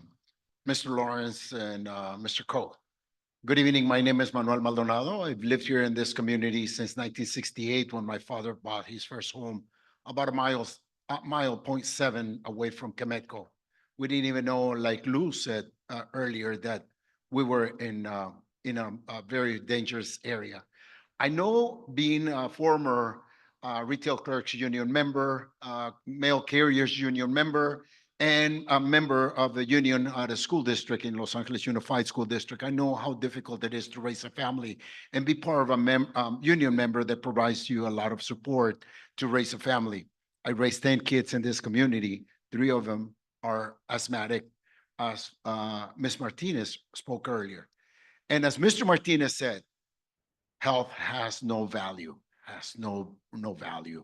So we need to keep our health. And I know that the Teamsters want to keep their job, but just as I was a union member and I needed to travel to keep my job, I knew I had to travel and I wanted to keep a travel. And I'm sure that if the union or Ecobat wants to relocate, I'm sure that Walnut or Diamond Bar will welcome them. They have millions of dollars. I'm sure that Walnut or Diamond Bar, they have a lot of vacant land. They can build a new plant there. Kemetco, Ecobat has a lot of money that they can build a new plant. And I'm sure that it's not too far away, maybe 3-4 miles away. And I'm sure that the union will be able to keep their job. But most importantly, those of us who reside in this community and our children, I now have 8 grandchildren attending our local schools. I'm sure that they will appreciate if you deny the permit to Ecobat. And again, in the years that my children have gone to school, I've seen teachers and students died of cancer. One of them was Daniel Chides, who began to battle cancer at a very early age when he was in kindergarten. And he died before he reached his 6th grade. Thank you. Thank you.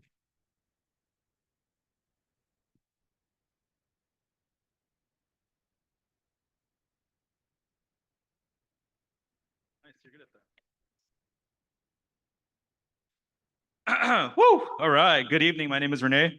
Thank you all for your powerful testimonies. There's a lot of passion and wisdom in this room, particularly this section right here. A lot of wisdom. The last public hearing was also filled with tragic stories of loss, tons of information, questions, and fear. Fear over losing jobs,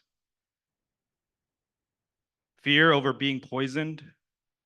Lead and arsenic is poison. How many of you live within 2 miles of the facility? Please put those signs up. Put your hands up. You're being affected by this too. It's the pollution outside the facility that's the problem, not the pollution inside the facility.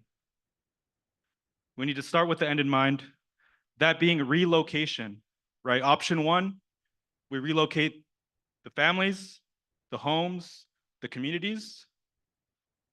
Or option 2, we relocate the facility. Which one's easier? Let's start there.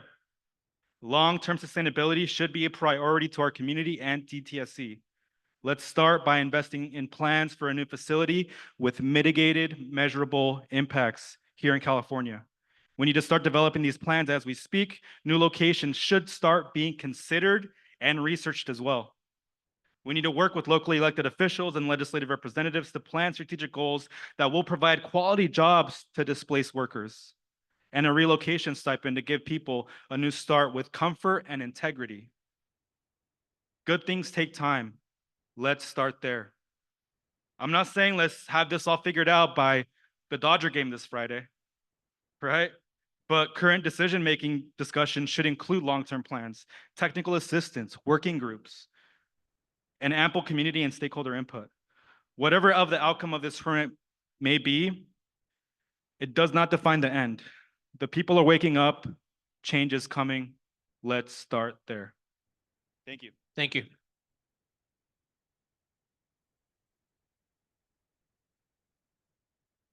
Thank you. Test, 1, 2, test. Mic check. Online Urban Dictionary defines greenwashing as just what Kemetco did by changing their name to Ecobat. You know what we call that in the hood, right? Mental masturbation. Okay, folks, one of my favorite iconic photos is the white clergy marching alongside Dr. King. This is your moment. This is you can walk shoulder to shoulder with those giants. Your family will tell you, wow, you did the right thing. You're on the right side of history.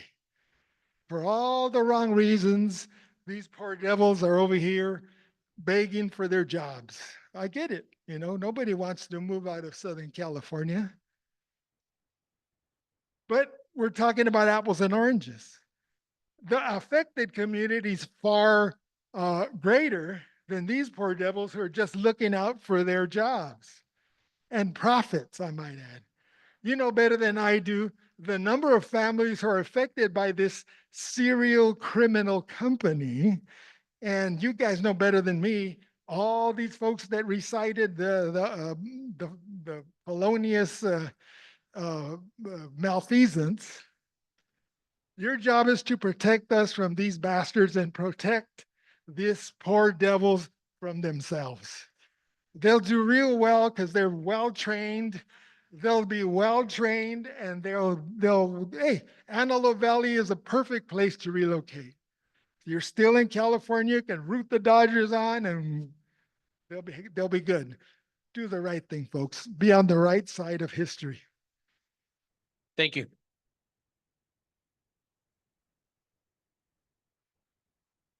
Question before we start.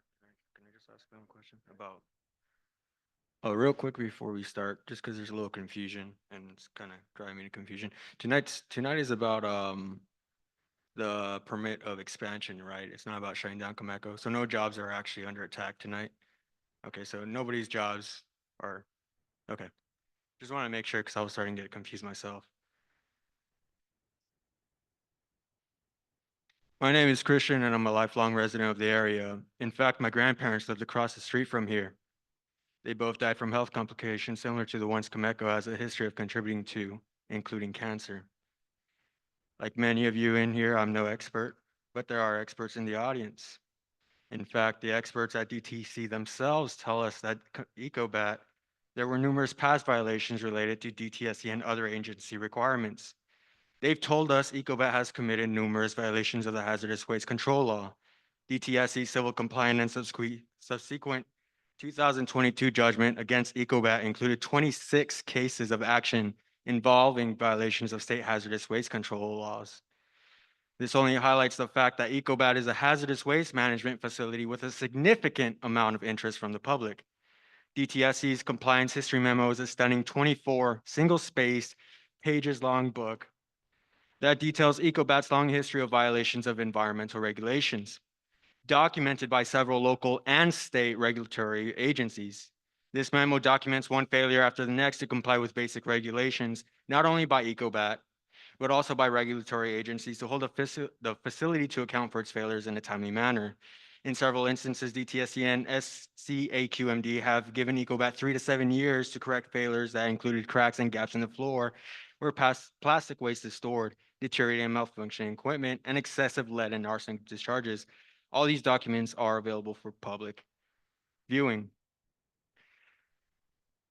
Yet, despite the overwhelming evidence of Ecobat's lawlessness, DTSC states that it's determined that the compliance history did not warrant denial of the permit renewal request. Instead of denying the permit approval, DTSC thinks a 5-year term for the renewal is fine. Wow. Another reminder that we can't trust Ecobat to protect our health. DTSC, do your job. Deny the permit. Thank you.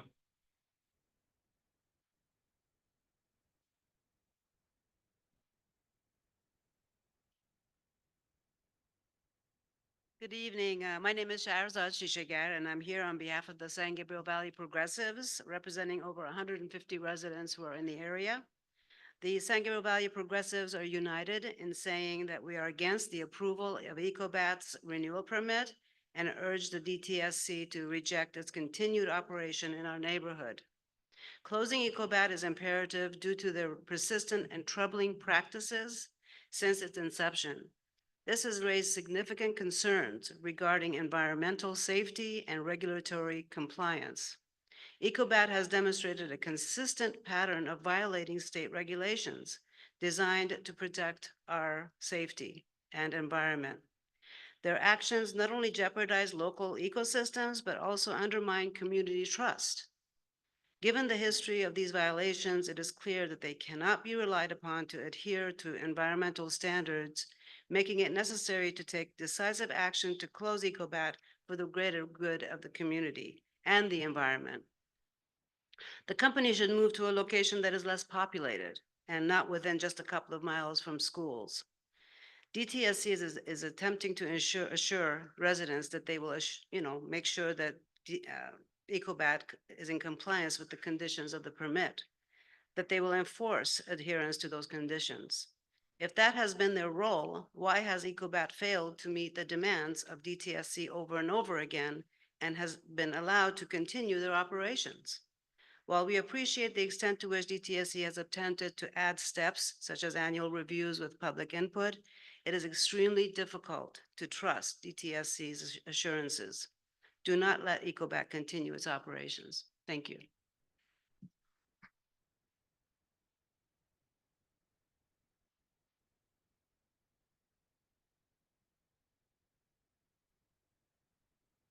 Good evening. My name is Cassandra Vo. I am a current law student at UCLA and a current legal extern with Earth Justice's Community Partnerships Program.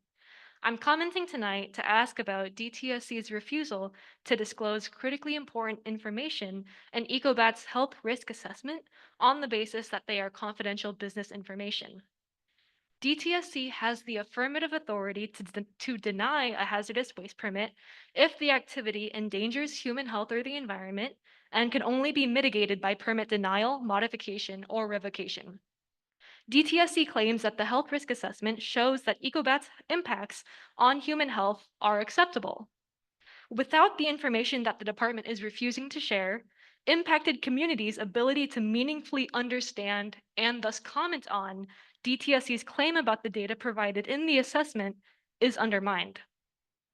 It is the department's responsibility under state mandates to advance the public's right to access this information, which ensures the fullest opportunity for public participation in permitting decisions that adequately protect public health and the environment. The public comment deadline is less than 30 days away, but residents' means of fully engaging in this decision-making process is limited without these materials. How does the department justify not releasing this information in the public interest when this info is crucial to inform public understanding about the health risk assessment and the possible threats posed by Ecobat? Thank you. Thank you.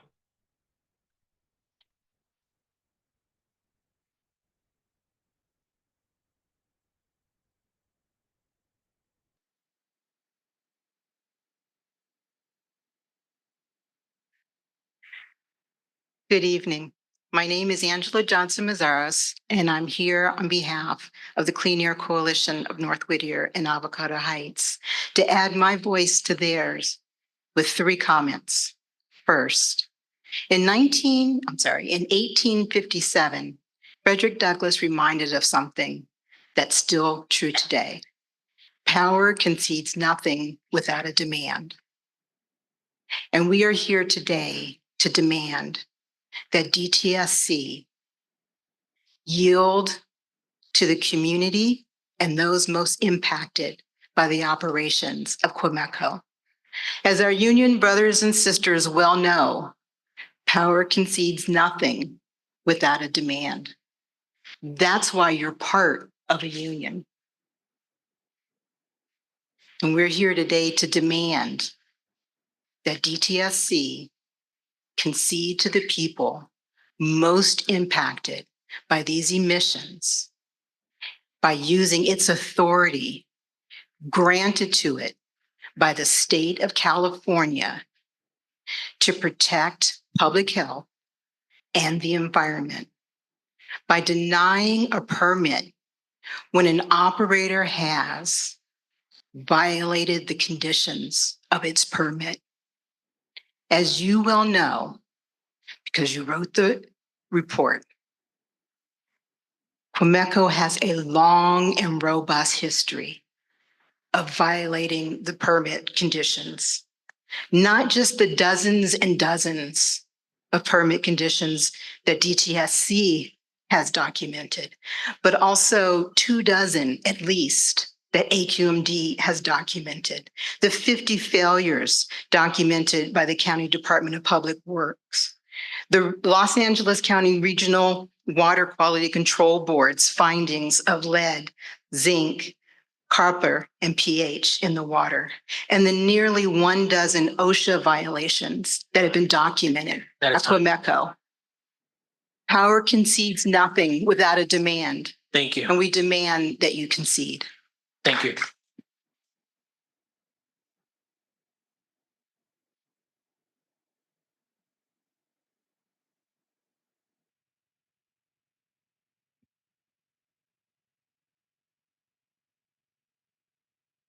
Quemeco cannot comply with the law. You know how I know? Let's ask the people in Dallas how that went for them when the RSR smelter from Quemeco was operating in West Dallas. There, the smelter also contaminated the soil, the air, and the groundwater with lead and other heavy metals. We know that because lead is a persistent environmental toxin, it can remain in the soil for decades, making remediation efforts difficult, just like Exide. The Exide plant in Vernon, California is projected to cost our state approximately $650 million because the Southeast LA filed for bankruptcy, cowards, in 2020, shortly after closing. The cleanup is one of the largest environmental remediation efforts in California's history, affecting over 10,000 properties, with millions more going to be allocated because of the Superfund designation. So you see the impacts of your operations create ecological damage that affect the environment long after you cease operating, long after you bought your house, long after you raised your family in that house, and long after you purchased your toy hauler and go RVing out in the desert. To return to my earlier example, West Dallas residents, particularly children, were exposed to unsafe lead levels, and studies have shown long-term health impacts in the community as a result of those emissions. This decreased property values in the area and contributed to an economic decline. And their communities like ours, largely low income and people of color, so they struggled with this investment to clean up the contamination. But here, why is it that the DTSC has only tested 132 private homes and 12 commercial properties surrounding Quemeco in 9 years? Why is it that the neighbors that had their soil tested still don't know the results of those tests? Why is it that our own residents have had to do our own testing? Why hasn't the lead deposition test been done? Why hasn't there been a fingerprinting soil analysis done? These are failures that need to be done before you renew the permit. Again, we're going to ask people to be respectful.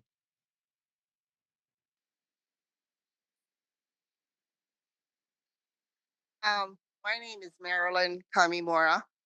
I live in Avocado Heights and I've lived there for 52 years. We have been working Clean Air Coalition on Ecobat, Quemeco, that started for over 10 years. I wasn't going to speak today because I've gotten very tired, but I've realized this one thing. We will fight as a group of people to the end of it to protect our families and the future of our children. And I am asking specifically to Mr. Sam Cole and Kathleen Butler of DTSC. They are your decision makers. In your permit, you've said 5 years. You're going to give them just 5 years because of the issues that they have had in the past. Well, use those 5 years to stand up and work to move them. All these people who have spoken all this time are saying over and over and over again, we've had young people come forward now in our group, and we will continue. So we won't give up because we have to protect our families. Thank you. All right, thank you. We have time for just about 2 more comments, one of those being from an online participant. I'll hand this over to Freddie to introduce our online participant. Thank you, Pedro. Okay, we have one question online from Professor Felipe Agredano. Mr. Felipe, please go ahead. Ask your question or provide us with your comment.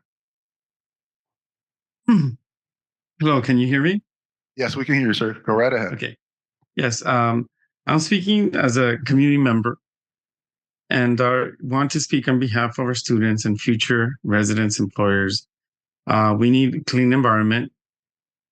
Our current students need green internships, clean projects in our community where they can work and practice. And as our state is transitioning into clean, green energy and environment for all of our residents, we also need we need clean jobs. We need to provide the clean jobs here. And I want to request that Ecobat transition into a green, clean environment, that permits be granted, but that they be granted with clean energy, green. We need those jobs in our community. We cannot afford to transition them away from the communities, away from the people who work here. That will only create more pollution of the environment. Let's create clean jobs here, and let's provide an extension to this permit, making it clean and green. Thank you. Thank you, sir. Great. Thank you. We're now going to be transitioning to an online participant. Please.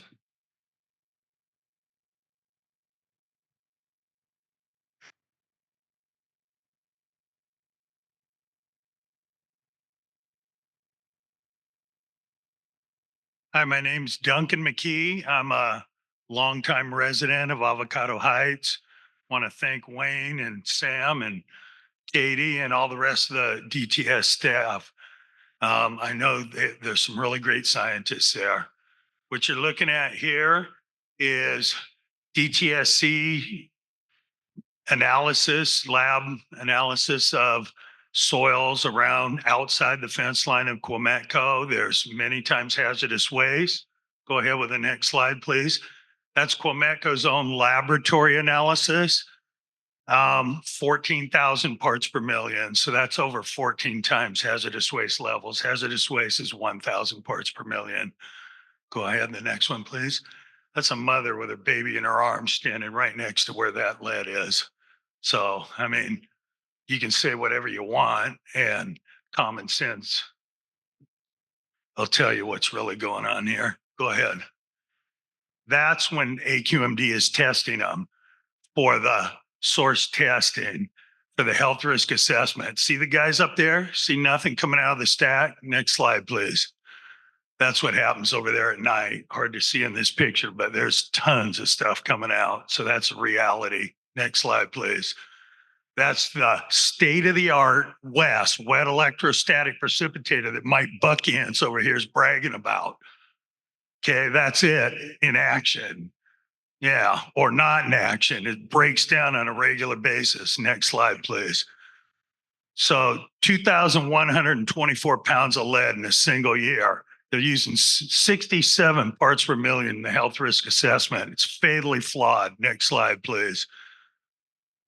That's right down the street. We need to take into account cumulative impacts. That's not being properly managed. Those are uncovered piles. When the rain comes, it's going into the surface water, into the groundwater, everything else. Right. Thank you very much. Time is up. Appreciate Thank the you. time. All right. We want to thank all our participants, both in person and those who joined us online. The time is now 8:03, and our public hearing portion of today's meeting is officially closed. And while we will no longer be taking any verbal public comments, we want to encourage everyone to continue providing your public comments until the end of the public comment period on November 18th, 2024. Thank you to everyone for your time, comments, and testimony. Now, please, one quick second. Welcome back, Lisa. We got some quick closing statements, and we will be concluding today's meeting. Again, thank you everyone for your time.